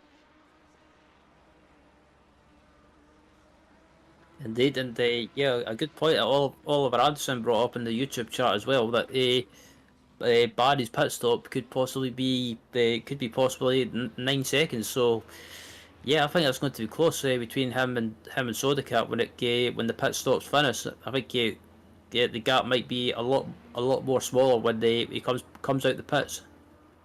Yeah, because I think because that's the time you need to perhaps stand still, or is that that for fuel? I don't know how much fuel you would need to take. If you take 1 liter of fuel, is that only a 9-second pit stop? It is a short pit straight, right? So might be. Yeah, I think also as well with yeah, the pit lane as well. You're on the pit limiter for a long time, so yeah, I think it'll be close. I think just checking the gap now to see what it is, and it looks like yeah, I think Barney's got about, yeah, it's got a decent gap to but it's about 42 seconds to Sodacat. So yeah, that's going to be close, I think. Yeah. Well, we were right in the beginning then. Although I wasn't expecting it to be, because then Patrick perhaps, then he probably took the tires as well.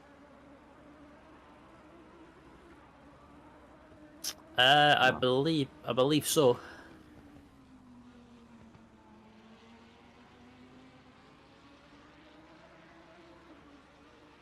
Well, I find it always quite amazing that people are actually able to drive for 60 or 75 minutes on one set of tires. When I look at my driving, normally the tires start degrading at about 20 after about 20 minutes, and with my driving style anyway. So I can't imagine actually driving for over an hour on one set of tires. I just couldn't make it.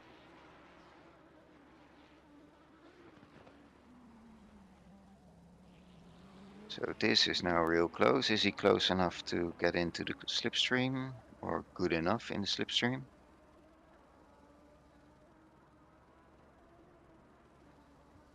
It's getting closer and closer, but I don't think he's going to be close enough. I think through the chase. No. Yeah, that McLaren is really, really quick on the straight. So there might be quite a difference in setup here then. I'm also not sure what the sort of top speed is that you could get here with the McLaren. So would that be about 285 then if you're really low wing? Yep, and they come across line now. It's still close together, and they still wait for Barney to make his pit stop, and they also quite a couple of other drivers as well got to make their pit stops. But I think they're going to leave it as long as possible and try. Dare I say it? Maybe leave it for maybe the last 2 or 3 minutes. Yeah, if I look at the mention, what Oliver said as well in the chat is, okay, the 296 are good on fuel, so it could be a 1 liter stop. Because I know that the McLaren, for example, you just can't drive 75 minutes without doing a lot of fuel saving. It's I think there's about 118 liters or so that you can get in, and normally for a 1 hour and 50-minute drive you would need at least 125. So, oh, Barney's in the pit now.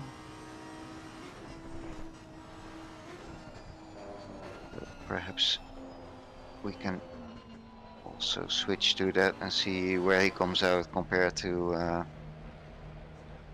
Patrick. 21, 22, 23, 24, 25. Yeah. So that's a really quick pit stop. And Patrick is still needs to go through the chase, so it's gonna be close.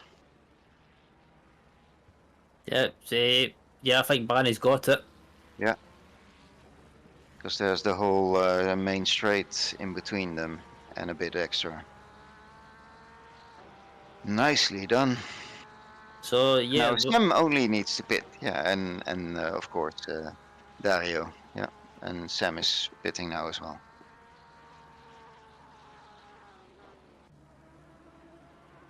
So good quick laps by Barney, and good strategy as well. They pretty much leap short front with the Leo.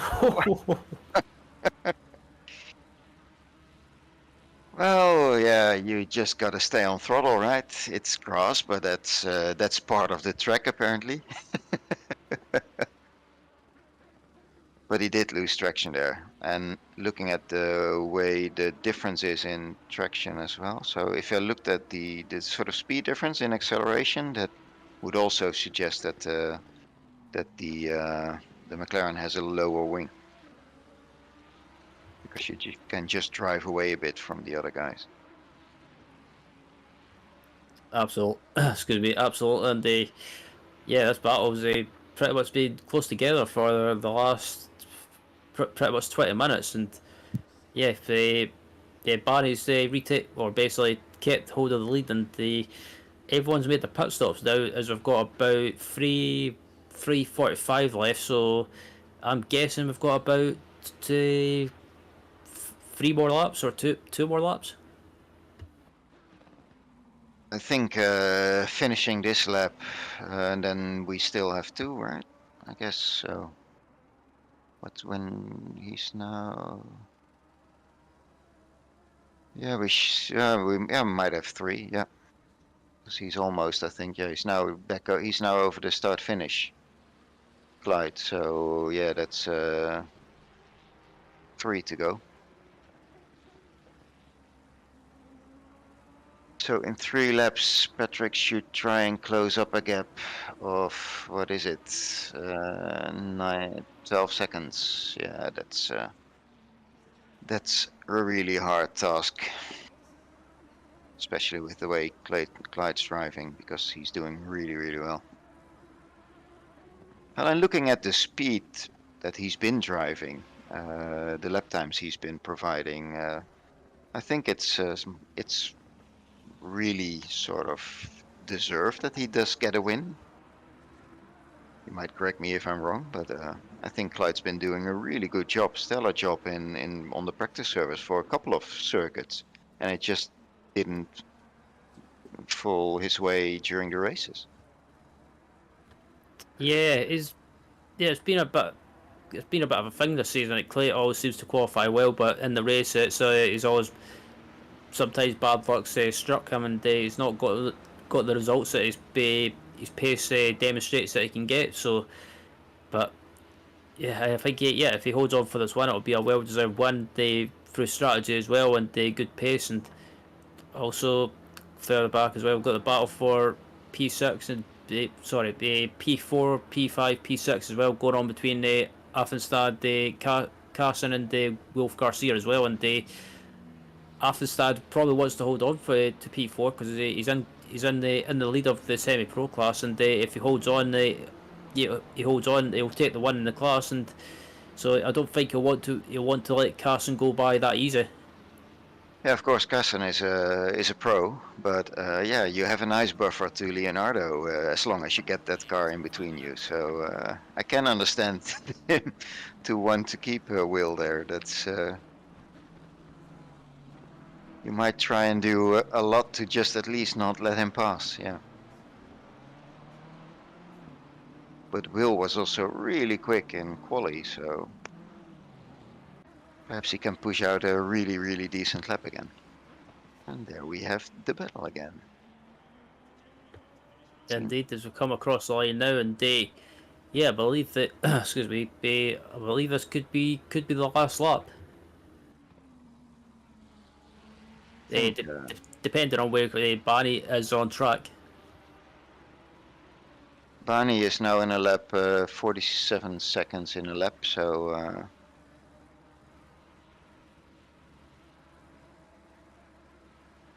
yeah, so we're in the last lap, I guess.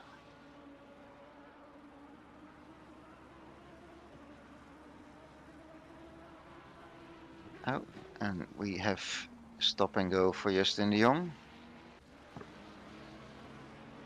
Oh, and Will Casson just passed Reiner. There's too much happening. Nobody can keep up. So, Ryder's lost the position, but he's still in the lead of the semi-pro class. So that's the main thing for him. But I think if Wolf Garcia gets a run, he won't hesitate. He won't hesitate in trying to make a move. But plenty of battles still going on in the early stages. But as we look at the bottom as well, looking at Clayton Barry coming through the chase, what can you say, Frank? Pretty much a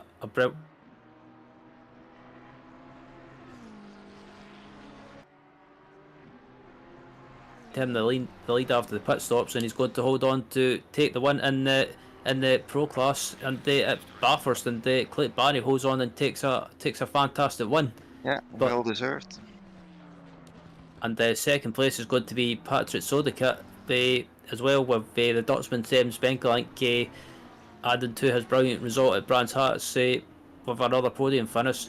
So But as we look at the battle in the semi-pro class as well, still going on, the Avestad hold on at the moment, but Wolf Garcia might have a good run down the straight, but I don't think he's going to be close enough. Well done by Sam also, because it's his from the 4 races, he's now got 4 podiums. Talk about consistency. Indeed, and this battle is still going on for the semi-pro class lead, and yep, it looks like Avestad's going to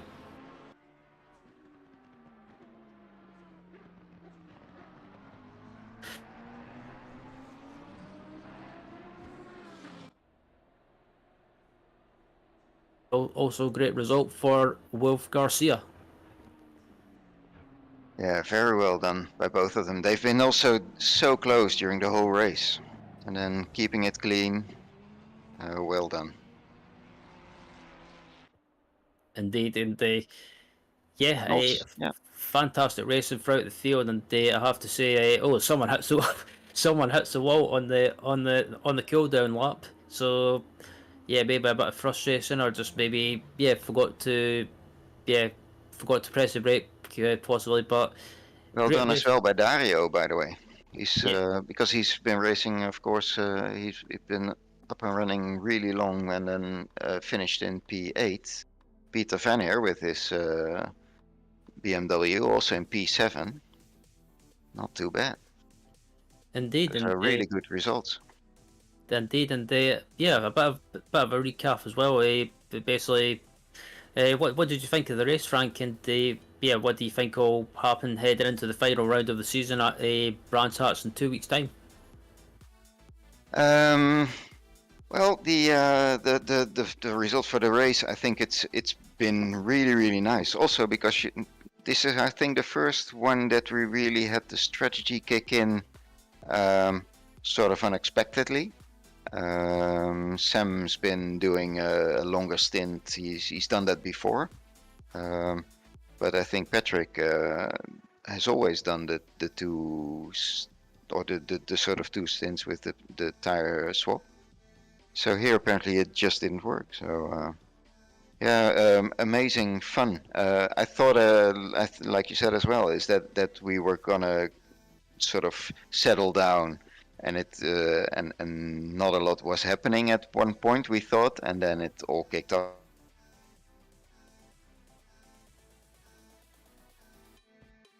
Really go on chat and say to each other, that was just so much fun. Yeah. Yeah. Really good, really good. Indeed, and I think if anything tonight's anything to go by, I think we're in for a fantastic season finish in the final round at Brands Hatch Valencia. Valencia in 2 weeks' time. My apologies. Looking forward to that one. I do like Valencia, and it's one of my favourite tracks on the ACC platform. But sadly, I've got to dash off due to having to get up early tomorrow morning for work. So I will leave the interviews in your capable hands, Frank. And as always, thank you for joining me as always, and Chris as well behind the cameras. And I will see you around in 2 weeks' time at Valencia. Thanks a lot, Ryan. Big to you. So now we're going to wait a bit for the interview, so hopefully some people will join us there, and we can drag them in. But yeah, it's been I thought it was an excellent race. Hopefully I'll be able to join next week as well. I might be a tad late on the scene because there's an appointment I need to go to, and that officially ends at 9 when the race starts, so qualifying will be out of the question for me, and and entering the race could be at the last moment, but we'll see how that goes next week. But I am looking forward to it. I thought it was an excellent race to look at, and looking forward to actually racing there myself. And we have our third person in the waiting room, and we have Clyde in the waiting room. So Clyde and Sam, welcome in the shed, as Oliver likes to call it. Clyde, let me start with you. brilliant strategy, brilliant race. So, can you tell us about it? Yeah, I mean, fairly straightforward. In practice, I decided, you know what, tire wear is actually quite good around Bathurst, so for me it was quite a no-brainer to go with a full tank and just do, well, a kind of a splash and dash. Had to take about 10 liters or so, but I mean, you saw how big the advantage was, right? I think I was about 6 seconds behind, and in the end, I came out 12 seconds ahead. It might have looked boring from the outside, apart from the strategy, but trust me, inside a car, Bathurst is always a challenge because, yeah, even compared to practice, I left a little bit of pace, let's say, to improve, but I did that just to make sure I wouldn't crash because, let's say, mistake is so easy to make here, and yeah, it really paid off today. So how were the back markers? Because you ran into those as well, and we saw Patrick at one point, I think, really struggling to get past a few on the going up the mountain and down. He was just not able to pass. Yeah, I think I got lucky once that Patrick lost about 1.5 seconds with 2 back markers. I was a bit more fortunate there. I mean, towards the end of my stint, I think I lost about a second with a back marker because I met Bus at the mountain, but that was just unfortunate. That's also Bathurst.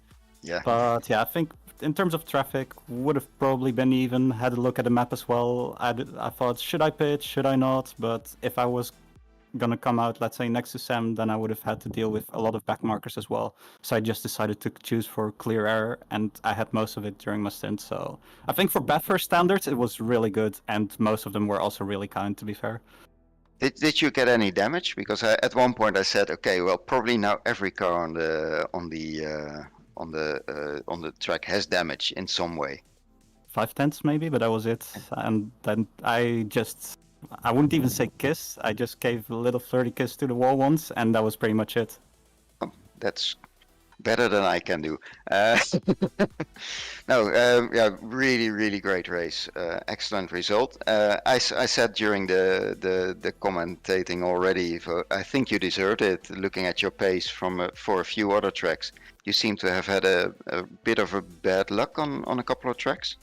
Yeah, and a bit of stupid mistakes from my side, to be fair. I mean, I crashed into Sam and Paul Ricard, which I didn't even intentionally do. I didn't even want to go for the move, but I thought, hey, there's a gap. Oh, wait, why did I go for that? So I messed up there. Then in Coda, I got a drive-through, and after that, I realized, oh, wait, this is how I'm supposed to take the S's. Should have known that before, otherwise would have had a P2 there. Then made a small mistake in Brands, but then I got taken out, which really cost me the race. So yeah, a bit unlucky, bit of my own mistakes as well. And ironically, in the toughest track, I didn't make a single mistake. So I knew it was going to be kind of an opposite season, just looking at the races before this. Yeah, brilliant. Are you looking forward to Valencia now? Not a track I really enjoy, but I haven't driven it much, so I'll have to wait and see. I mean, who knows? Maybe I'll come to enjoy it if I practice a bit on it. Okay. Well, thanks a lot anyway for the entertainment, because it was a really brilliant race to look at. And see you in 2 weeks in Valencia then. Yeah, cheers for the commentary as well. You did a great job as always. Always a pleasure. We had some technical difficulties as perhaps usual, but yeah, it's good fun. No, I'm happy that at least you were able to broadcast today. Very grateful for that. Yeah. We thank Chris. Chris is our hero. He knows it. So yeah, shout out to Chris as well. Okay, thanks, Clay. And then we go on to Patrick, looking great in the first stint, and then there was I think a strategy mismatch compared to Clyde. Can you talk us through it, Patrick? Hello, and first of all, congratulations to Clade. Hats off, that was very impressive. That was an impressive pace. So basically, my plan was to change tires and go for half a tank, which worked very well at Kota.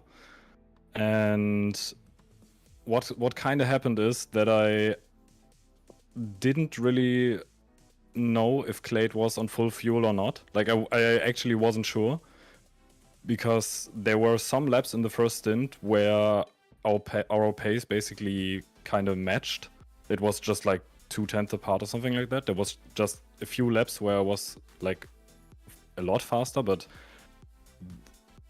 I actually wasn't sure, and I kind of went a bit too safe, I guess, on my driving, I just definitely didn't want to hit any walls or bin it over the mountain, so I kind of went a little bit easy and didn't extract my full pace. And then as soon as I realized that Clade was on full fuel and doing that pace, I basically knew that I wasn't gonna make it. So as Clade said, I had some backmarker thingies where I lost a few seconds, but I mean, with how much of a gap he won, like 10, 11 seconds, that was incredible. Hats off. Thanks, man. Yeah, because actually, when you drove away that quickly at the start, we already said, okay, there must be a difference in fuel load. But then when we saw later that the gap didn't increase that much, we were a bit surprised. And then it was like, then we didn't know, and then it was a bit of a guess what was going to happen. Yeah, it really caught me off guard too, to be honest. I saw it coming, to be really honest, but that was mostly because I saw in practice he was doing a 0.8, and I was like, yeah, he might be a tenth quicker than me, but he's not going to be that much quicker than me. And I did like, what was it, 1.4s, 1.3s in practice. So Yeah. already from there, when I saw that at the start you were doing that 0.8, I was like, yeah, he's definitely on half fuel. I have to hope that you don't get away too far from me, because then there's no chance. But luckily, I think, what was it, towards the middle of the first stint, the gap stabilized, and there I was like, yes, good, this race is finally coming my way. Yeah, I think it was like at the middle of the stint when we basically our pace matched, and the gap was like 6 seconds and it stayed there. Yeah. Yeah, I mean, in Coda, to be fair, you were pulling away there as well, and there I was like, yeah, damn it. But then I had to drive through, so unfortunately that really ruined anything. But otherwise I was going to finish 8 seconds behind anyway. But I think that was also because you were there a lot quick, like 2-3 tenths a lot quicker than me, even if we were going to be on the same strat. Whereas Yeah. here I knew, especially with tire wear, it's like tire wear here isn't as bad as Coda, so I knew that, let's say, going full tank and going splash and dash was going to be the superior strategy. Yeah, Not bad, still mate. well done. That Thanks, was, yeah, it was for us. It was excellent to see and comment on. We had a bit of a slump in the middle where at one point we were like, "What's?" So it seemed to settle down, and then it all kicked back in with quite a lot of intense battles on track. So there's if you're gonna watch the stream, there's enough to see. Let's put it like that. No, really nicely done, guys. Congratulations. So, and for you, Patrick, are you looking forward to Valencia? I think we mentioned it last time. To be honest, I haven't driven the track, like not a single lap. I don't know the track. So, from what I was seeing on streams, it's a difficult track, I believe.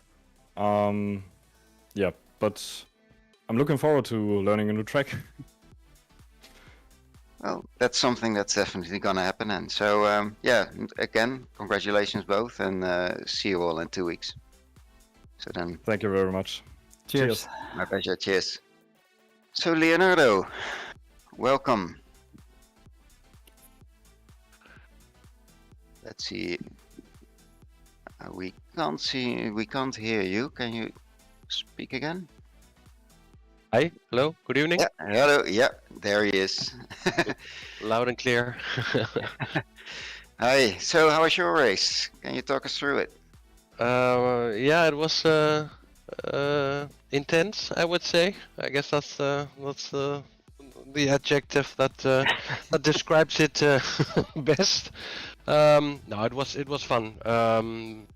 I had quite a rough start. I started on position 13, so I thought, okay, not the luckiest numbers of all. So we'll see how the start goes. And yeah, I don't know what happened. I think someone slid away in front of me. Yeah, I managed to get on the left side. I think the car I think next that was to me. Terje, perhaps, or not? Wasn't it Terje Fredrickson? So the No, I he thought started he- behind. No, Oh, he okay. started behind me. I don't know who it was, but there were suddenly, I think we were sort of 3 wide. The guy in the middle didn't see me on the left, so I went over the grass with half of the car on the straight, hoping that I somehow would manage to survive. And yeah, out of nowhere, I think 5, 6, 7 cars all just started turning behind me, and I managed to survive on the grass. So yeah, the start was rough, and after that, I think I had quite a nice race. I had quite an okay pace. I just went a bit too safe, I think, with the setup. So yeah, it was just literally impossible to pass anyone on the straight. I think the Lambo is anyways not the fastest when it comes to top speed, and then with the wing on 7, I think I had it. Yeah, it was nearly impossible to pass anyone during the whole race. Besides when people made mistakes, but during practice, I don't know. I was throwing the car away on Skyline so often that I really thought, okay, let's try a different strategy, and in the end it turned out quite well. Yeah. Finishing is quite important to get the points, right? So definitely, yeah. Apologies to Mario Strajcik in the AMG, which whom I sort of touched from behind. We were there quite close with the 3 of us. I was fighting for P1 at that moment, and yeah, I guess I braked a tiny bit too late. Didn't manage to not touch him, and yeah, he went against the wall. So that's always. oh, I think we got it on the stream. Yes. Excellent. Yeah. That was me. Yeah. No, so apologies again, and yeah, and furthermore, it was a lot of fun towards the end. I guess P1 on my tier, on the semi-pros. I guess he made a mistake. Must have had a bit of damage, because somehow I managed to suddenly gain 5-6 seconds on him, and then it was quite some fun last 3-4 laps behind him. But yeah, just couldn't manage to pass him, and lost the position against Will in the McLaren again. So whatever, it was fun. Yeah, but still, I mean, second, very good result, right? Yeah, definitely. Yeah, it's just a pity. I think I was first at the moment, and yeah, the one who finished P1 was 2 points behind me, so I guess he passed me now. That's Rainer, I think, right? Yeah. Yeah, exactly. But well, there's just one more race, so we'll give it all, and we'll see Are you looking what happens forward to Valencia? Yeah, definitely. Why not? I'm Spanish myself, so it's a sort of a home. But home then I ground, should say suppose. Valencia, right? Valencia, yes. Valencia. Oh, okay, yeah. So Yeah. So the V is a B. Yeah, that's a thing.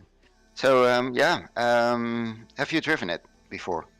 Yeah, definitely. Not too often, but I think I drove one endurance race. When was it? Beginning of the year. Just 4 hours. But that was in the Ferrari. So I think I haven't driven there in the Lamborghini yet. So we'll see how it turns out. Well, I think it's twisty enough that it should fit the Lambo. That's my hope, anyway. I drive the Lambo as well, so.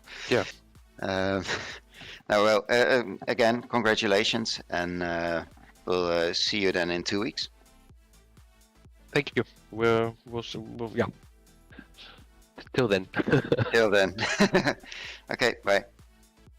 So that was the Tier 1 race on Bathurst, Mount Panorama. So this was Frank Hopp and Ryan Walker, who already left us, and Chris Hill behind the camera. And I wish you all a good night, and see you in a week for the Tier 2 race.